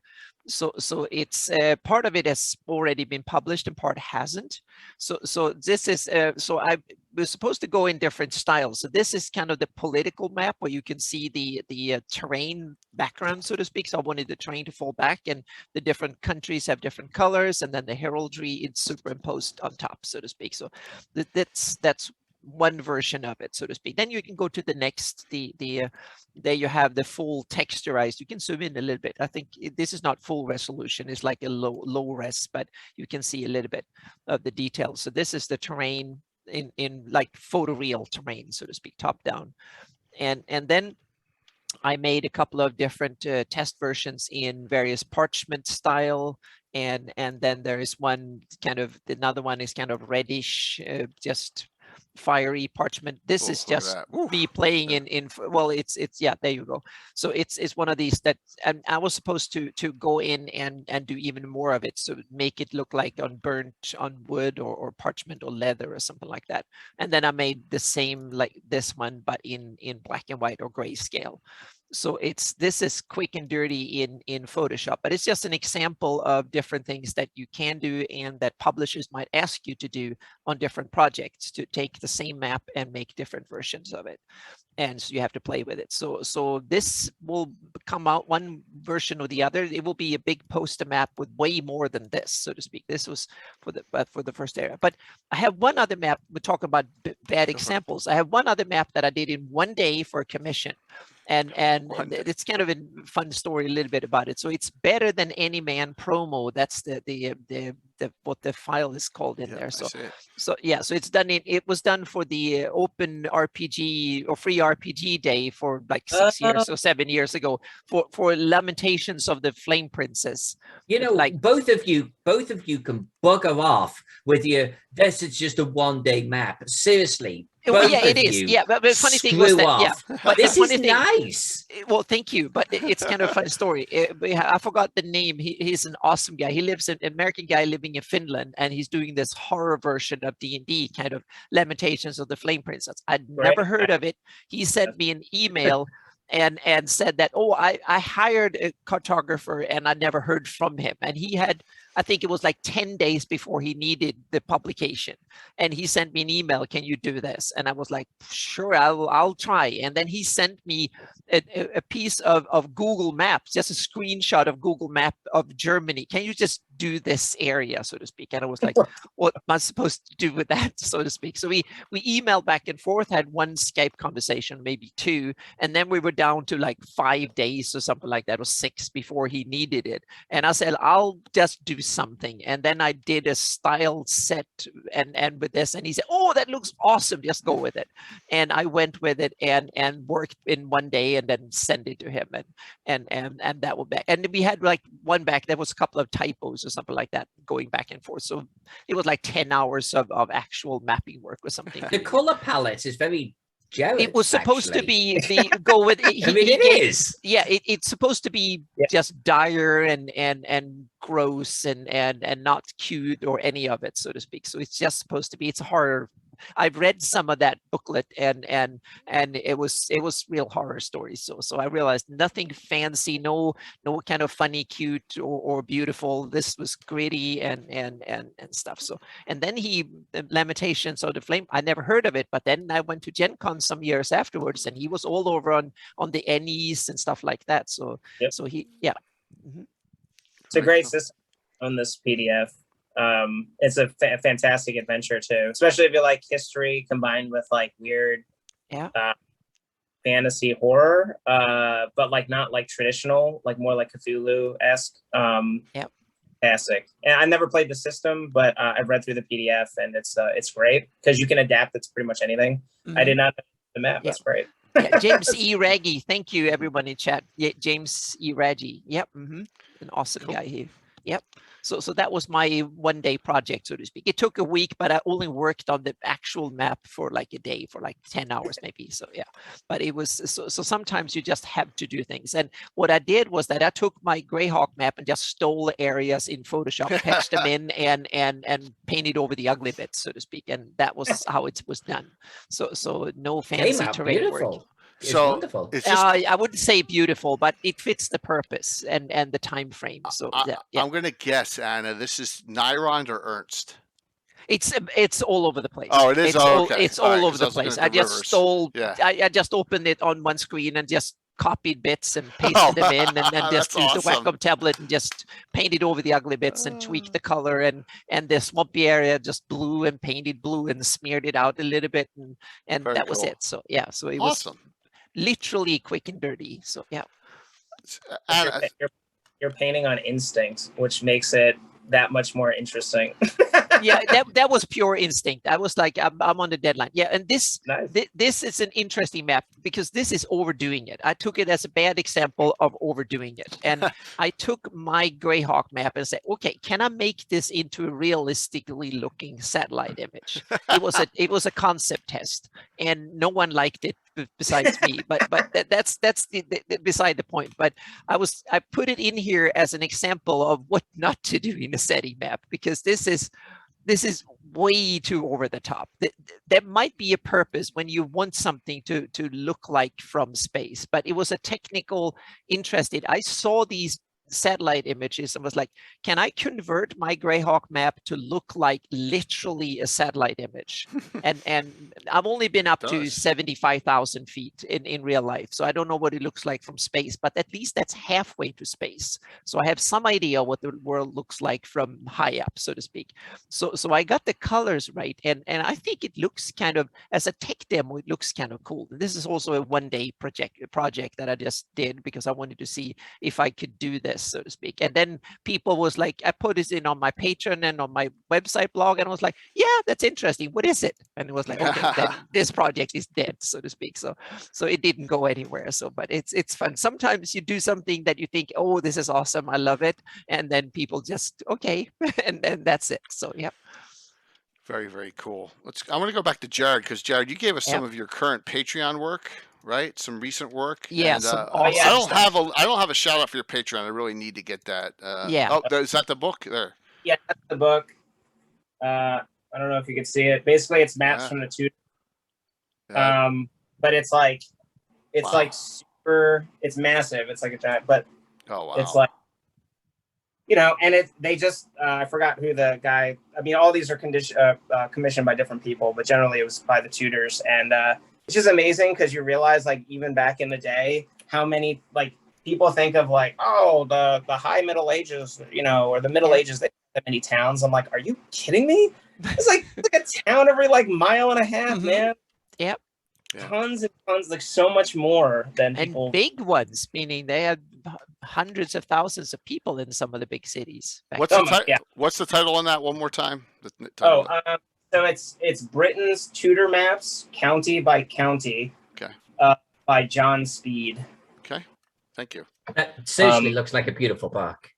It is a beautiful. It's a little discolored because I left it out in the sun like an idiot. It was like on my forward my like open giant windows, and like over the course of like a month or two, it just sort of like started discoloring here.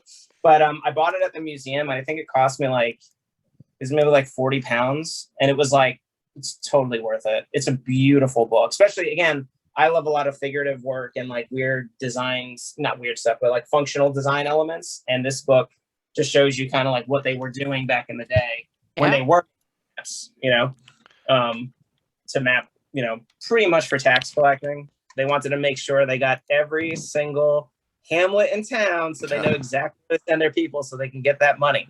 Yeah. Mm-hmm. So this one said current work Diamond Throne. Yeah, so this is for an Italian company that's working through Monte Cook Games. Oh, okay. And I've never worked with them before. But yeah, it's just this is not the final version. This is almost the final version. It's probably like 80% done. I added a bunch more crap, design elements and stuff, but I wanted to show you kind of how, just kind of where my mind was now. Yeah. Yeah. I love the design elements. You incorporated them into the map so much. I love that. Absolutely. Yeah. Yeah. Very, very. Yeah, I'm beginning to see that as a hallmark of yours now. I particularly like how you get. It's almost like that ring there has a darker outer side to it. And I noticed that on one of your other maps too. It's really interesting approach.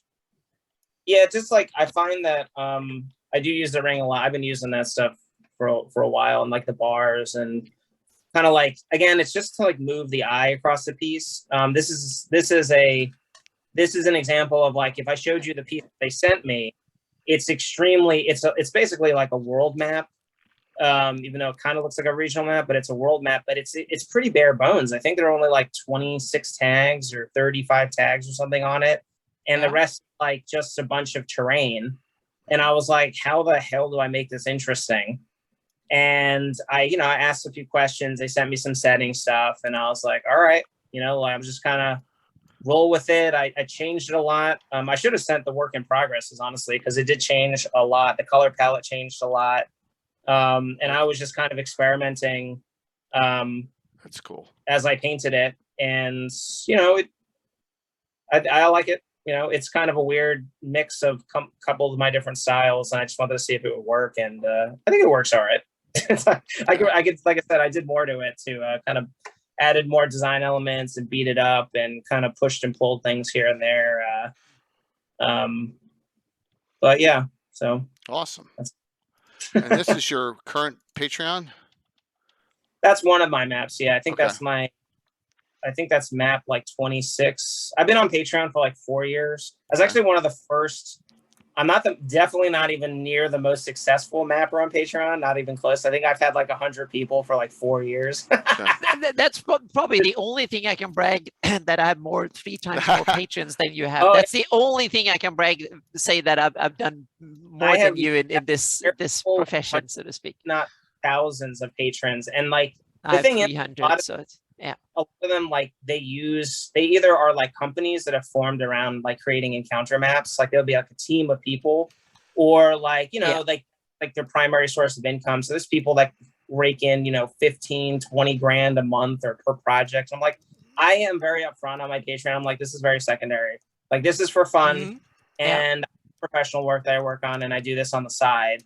And I like doing like painterly kind of encounter maps. You know what I mean? Yeah. Oh, this one is brilliant. I love how you put in the center, you put like a isometric sketch of what the whole place looked like. That's fantastic. Yeah. Yeah, I like things that are like functional, but again, also like pretty. And it's not, if it's too pretty and not functional enough, I'm like, just you'll be fine. You'll figure it out. Mm-hmm. So with this stuff, I do like a DMs. So I do DMs notes. This is like a VTT version. So basically anybody can bring this into one of their virtual tabletops and use it. But then as you go higher in the tier levels, basically you get access to DMs notes. So I'll actually write an adventure or like a micro adventure for each map. And the DMs notes are usually like 3 to 4 pages. I include like unique creatures and stuff. Sometimes I'll do illustrations for them. Sometimes I'll do my own PNGs that you can use on the map. Like those little scarecrows, you can move them around if you're high enough up in the tier. Cool. So like, yeah, stuff like that. It's definitely evolved. And the maps have gotten bigger and more detailed, and the market has evolved. There's just so many mappers on Patreon. Oh yeah, And it's tough. Yeah. yeah, I'm just like, I'm not even gonna try to compete. I don't care.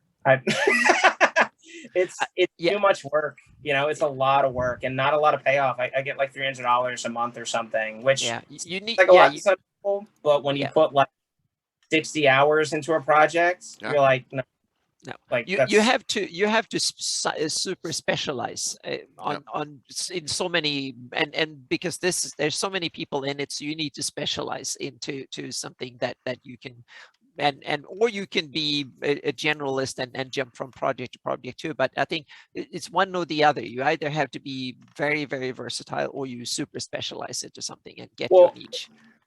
and it's also one of those things that on Patreon, it's become normal for people to open up their entire back catalog, which I don't do.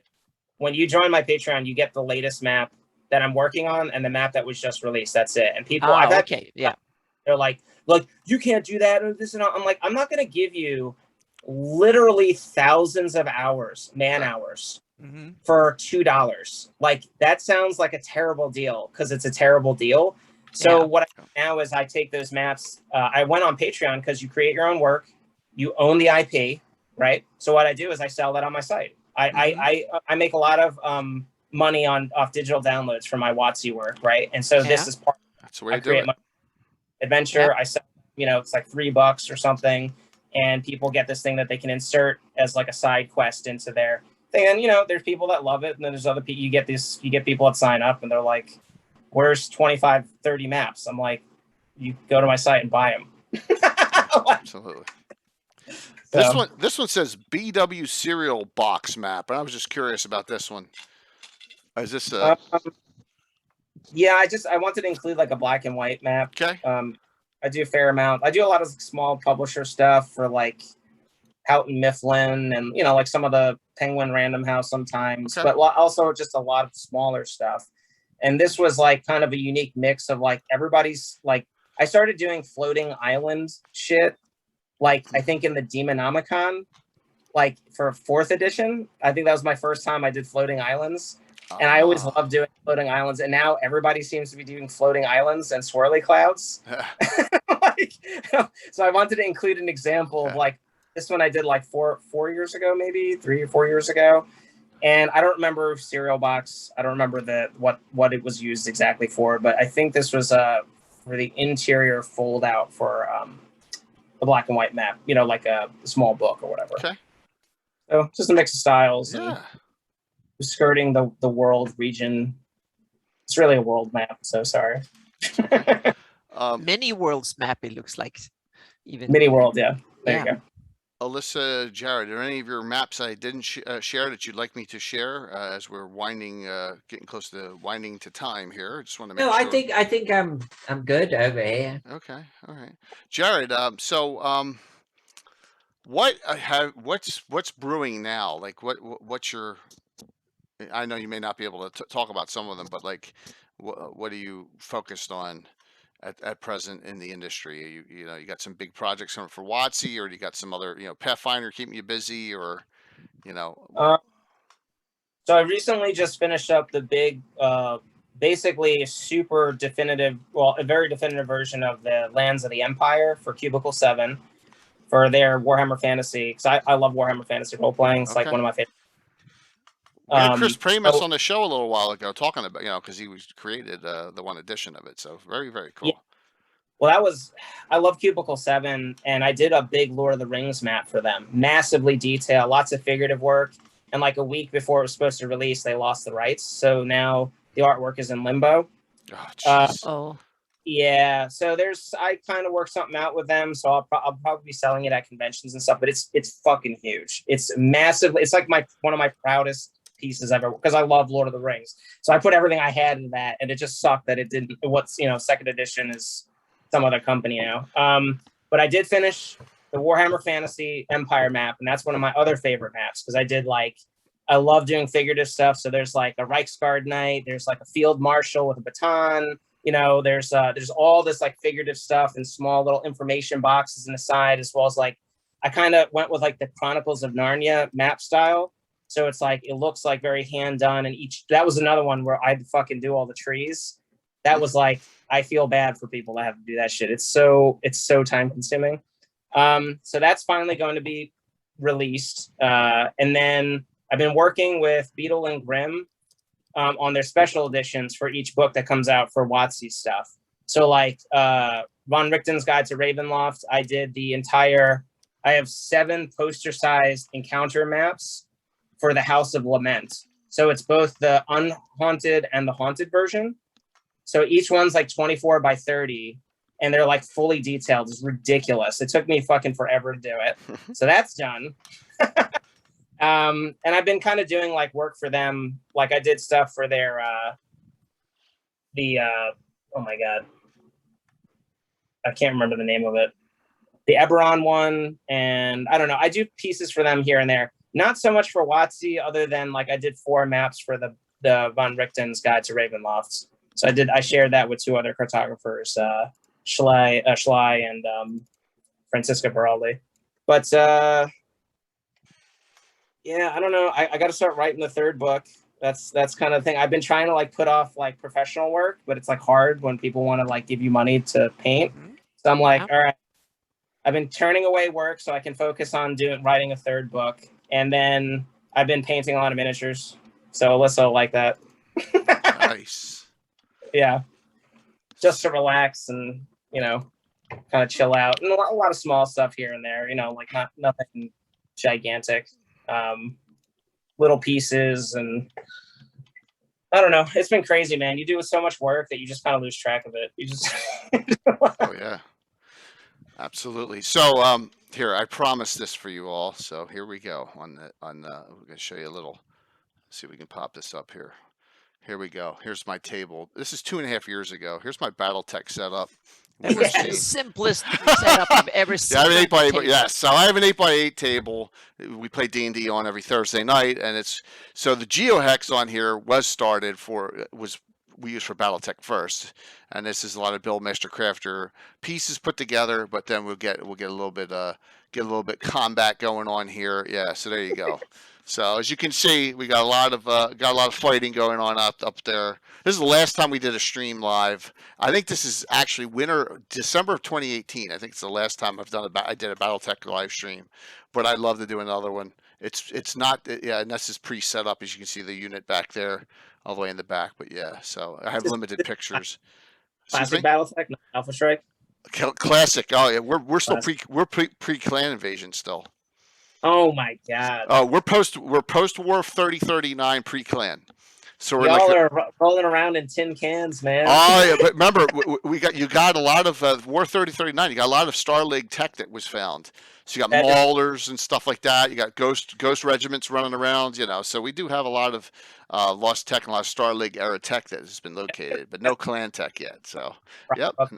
And so I just wanted to share that with you both. So if you're ever interested, I can always put together a BattleTech game at some point. Because remotely, I don't think this would be a problem to play at all. I really don't think that would be an issue.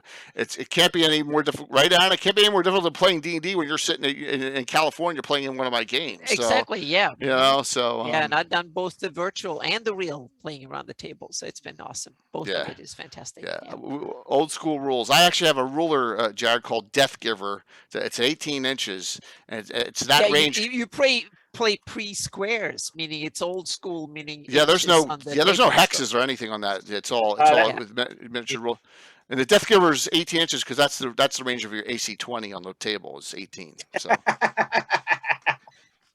absolutely. Understood. So any questions from the audience? Any other questions from the audience on this great discussion tonight? This has been a blast. A lot of fun. Lots of fun here. While we're waiting on the questions, I do want to point out too that Jared does have a couple of books out on Amazon. Oh, great.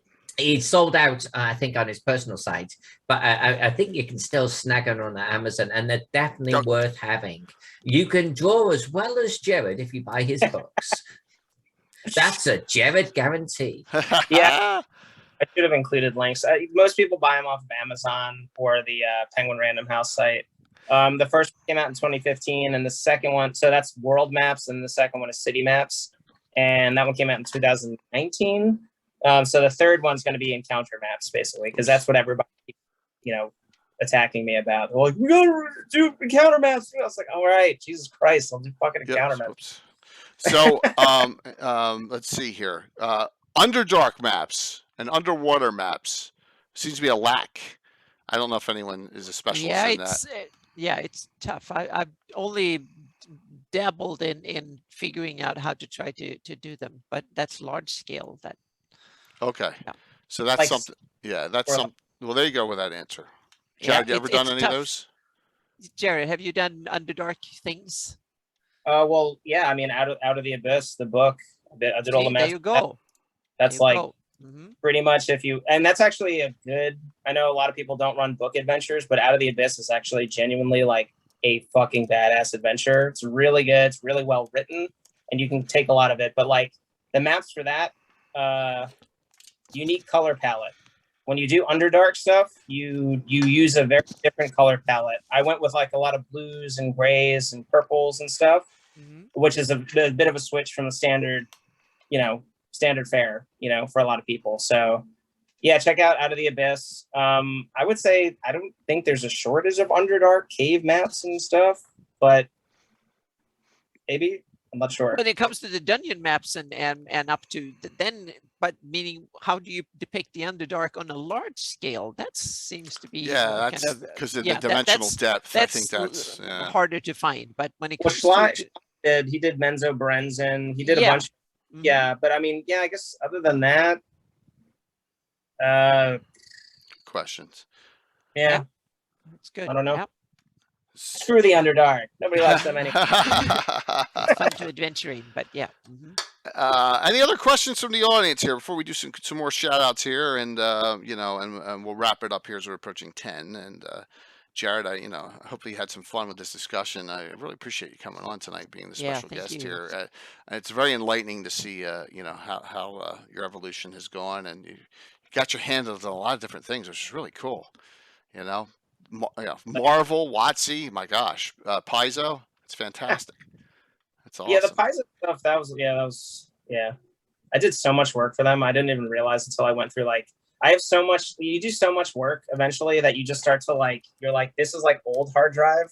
You just throw it onto a different hard drive. You're like, my hard drive's not big enough for all this crap. Yeah, but you have to as an illustrator. You just. People are like, there's no money in art. I'm like, there's no money in art if you're not willing to, work for it for a lot of people. They're like, I want to do one specific thing. I'm like, well, I'm fortunate that I can do that now, but you got to put the footwork in.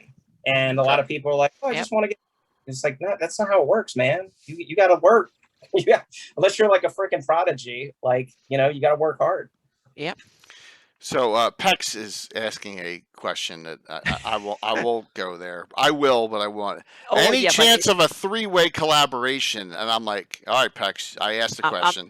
I'm looking at Alyssa because Alyssa and me and Kfir Mendel, we did in real time online. We Googled or we dabbled in the same document, all three at the same time. And to be honest, that is something best left to not be seen afterwards, but we had a lot of fun when we did it, so to speak. It was an awesome thing, so to speak, but what came out of it was not so awesome. So that was kind of more on the very, very terrible side, but it was a lot of fun. But it looked like,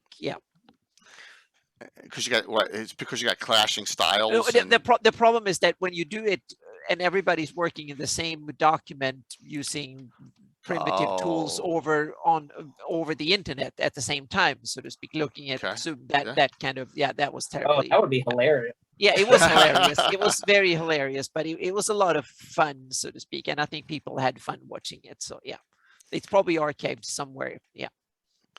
Okay. So Alyssa, what's going on with you? I've got a couple of things I'm doing for Chaosium right now, but I can't talk about them, unfortunately. But the one thing I'm actually really excited about is I did the cosmology of role-playing games back for Gygax magazine #1, and everyone complains that there's game systems missing off it. Well, yeah, because there was only 50 game systems on it. I think it was a nice looking map, and I'm doing a 2021 version with over 1,000 games on it. It's going to be Wow. huge. It's going to be printed. It's going to be beautiful. I think for us tabletop role players, it's going to be something you're going to want to own, you know, but it's a labor of love. I'm up to the letter E right now. And so man. a Wow. long way to go, and I'm already running out of space. Wow. That's awesome. Yeah. Very, very Yeah. cool. All right, Anna, what's up? Well, first, I'm working on for Griffin Lord Games, the Trials of Arcadia. That they had a Kickstarter a little while ago. It's not big for Kickstarter, but it's an interesting project. And so I'm doing what will be a hex scroll map in full 3D. Well, my style kind of hex scroll that will kind of look cool. So it will be an interesting. So I'm working on that. That's the big commission project right now. And then I can't spill the beans on the details because I don't know the details yet, but Wolfgang and me have had a talk about doing something very interesting to this coming spring. So that will be so I can't talk more about it yet, but we have some ideas and we're going to do some fun stuff for Midgard coming up next year. So that is now we haven't nailed down something yet. So but we're in talks of doing something fun, and we have some basic ideas and stuff. So that is in the works. So I'm setting a fair chunk of time next year to work on that project, whatever it will be. So those are the big commissions, and I've said no to 3 commissions this fall. So now all my patrons, now it's time for you to be grateful, because I've said no to 3, including one that was suggested by Ed Greenwood that I should do. Yeah. So yeah, because that I didn't have time to do that because I was doing the Trials of Arcadia. But I said no to a whole bunch of interesting projects that could bring in money and fame and whatnot. But no, but the point was that I already promised to do the 21 version of my Flanese map and the atlas and stuff, and I really want to do that because that will be the kind of the end of that generation of mapping, and I want to move on to newer pastures when it comes to my Greyhawk mapping. So I want to end on a high note, so to speak. So that is starting. But what I'm right now, when it comes to my Greyhawk mapping, I'm actually doing something that is technically very, very difficult. And what I'm doing, you've seen, some of my patrons have seen, and some of you that watch my live stream and stuff have seen the first area I did, 200 square miles of terrain of Shieldlands at 5 feet per pixel resolution, meaning porta potty resolution of 225 square miles in porta potty resolution. I call it porta potty resolution because it's 5 by 5 feet. A porta potty is 5 by 5 feet. So you can kind of, yeah, so that's the resolution. You can see a porta potty from above. That's the resolution of and it's 15 by 15 miles. And so now I'm working on the next thing that is supposed to fit with the first one. And this is not a painted picture. This is 3D terrain that needs to match elevation wise. You need to match water, and you need to match all the other stuff, textures and splat maps and the whole shebang. So I'm working out. I did a small test. That's one thing. Now you have one finished, almost finished product, and I wanted to see if I can finish one and then move on to the next one without and still get them to match. And that is a technical feat that and the problem is I have no one, I don't know anyone who's done this. So I have to invent the wheel in doing it, so to speak. And I would say 90% there. So now I know that it can be done. It's just a matter of how much extra work in order to make it work. And the thing is, it needs to match, because it's not only going to be a pretty picture on a PDF or printed, it needs to work in game engines, in graphical, or geographical information system and stuff, where you can actually see how well it fits on various levels and stuff. The water needs to flow downhill, even across the kind of the stitch between the two areas. So that's a big technical thing that I'm working on at the moment. Lots of crazy stuff by Anna. And Anna will be back tomorrow morning, bright and early. Oh yeah, so I need to do that too. So yeah, real quick, and have fun playing role-playing games. Yes, absolutely. So this is stream 3 of 5 straight days for me. We always seem to hit that when we got a Friday night stream. So just note, The signups for Virtual GreyHawkCon are starting Sunday for events. All right, I linked it in. If you haven't signed up for tabletop events yet, we got like almost 60 events in already. This was commissioned artwork. Alyssa and Jared and Anna knows. So I know how much artwork costs. So this was called Return to the Moat House. It was an ode in honor of the original cover of the Village of Hamlet. So we had that done for Virtual GreyHawkCon. It's available on T-shirts on the site. So just note that. But tomorrow morning we have Casey Brown's tourney. We finish that up tomorrow morning, and that is at 10 a.m. Eastern. And of course, now I forget where I was with my links here. Here we go. I'll do this real quick here. Bandit King tourney tomorrow morning, 8 a.m. We got some great players. Anna, Kayla, Tomer's wife, Jose Ortiz, Josh Pop, William Henry Dvorak in. Sunday night, the Gavin Anna and I are going to do is going to be about the Free City Greyhawk.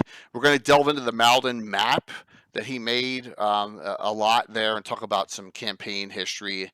And then next week, of course, we have no idea what's going to, because we're never that far ahead, Anna, right, with Legends of Lore Wednesday night. Kind of patch it up as we go. Yes. So, yeah. But there is a big Saturday night special game next Saturday, and that's the one I want to talk about. Mike Disney, if you're still on, we continue the events of his character Skarn, his dwarf priest of Moradin, adventure number 922, Sidetracked.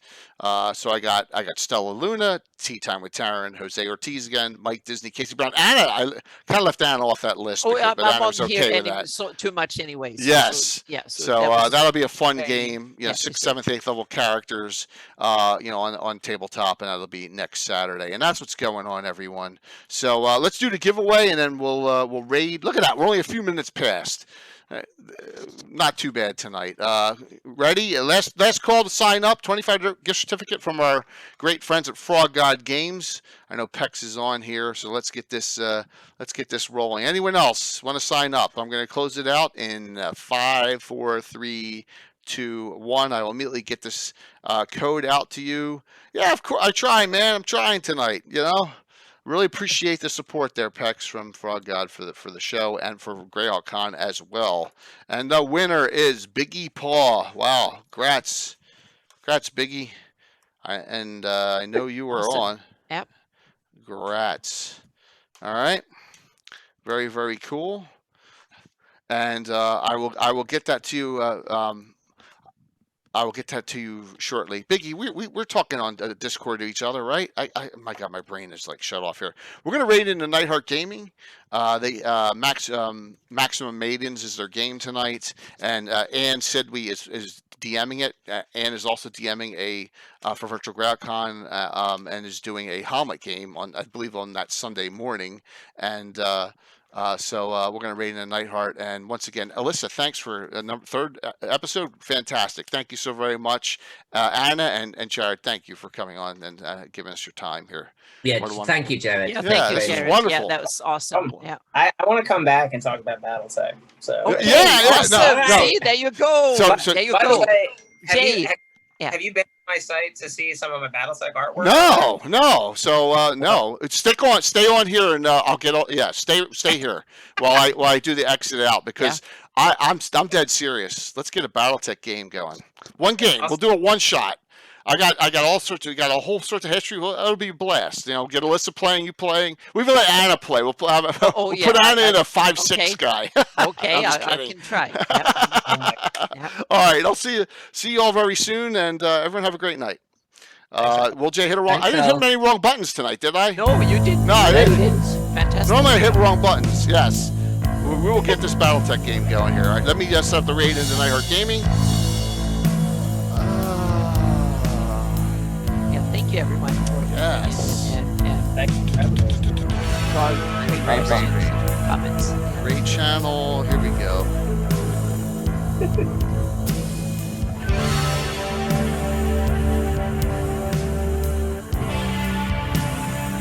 See how many we get in. Alrighty, cool. Ready? Heading in 5, 4, 3, 2, 1. See you all tomorrow morning, 10 a.m. Eastern.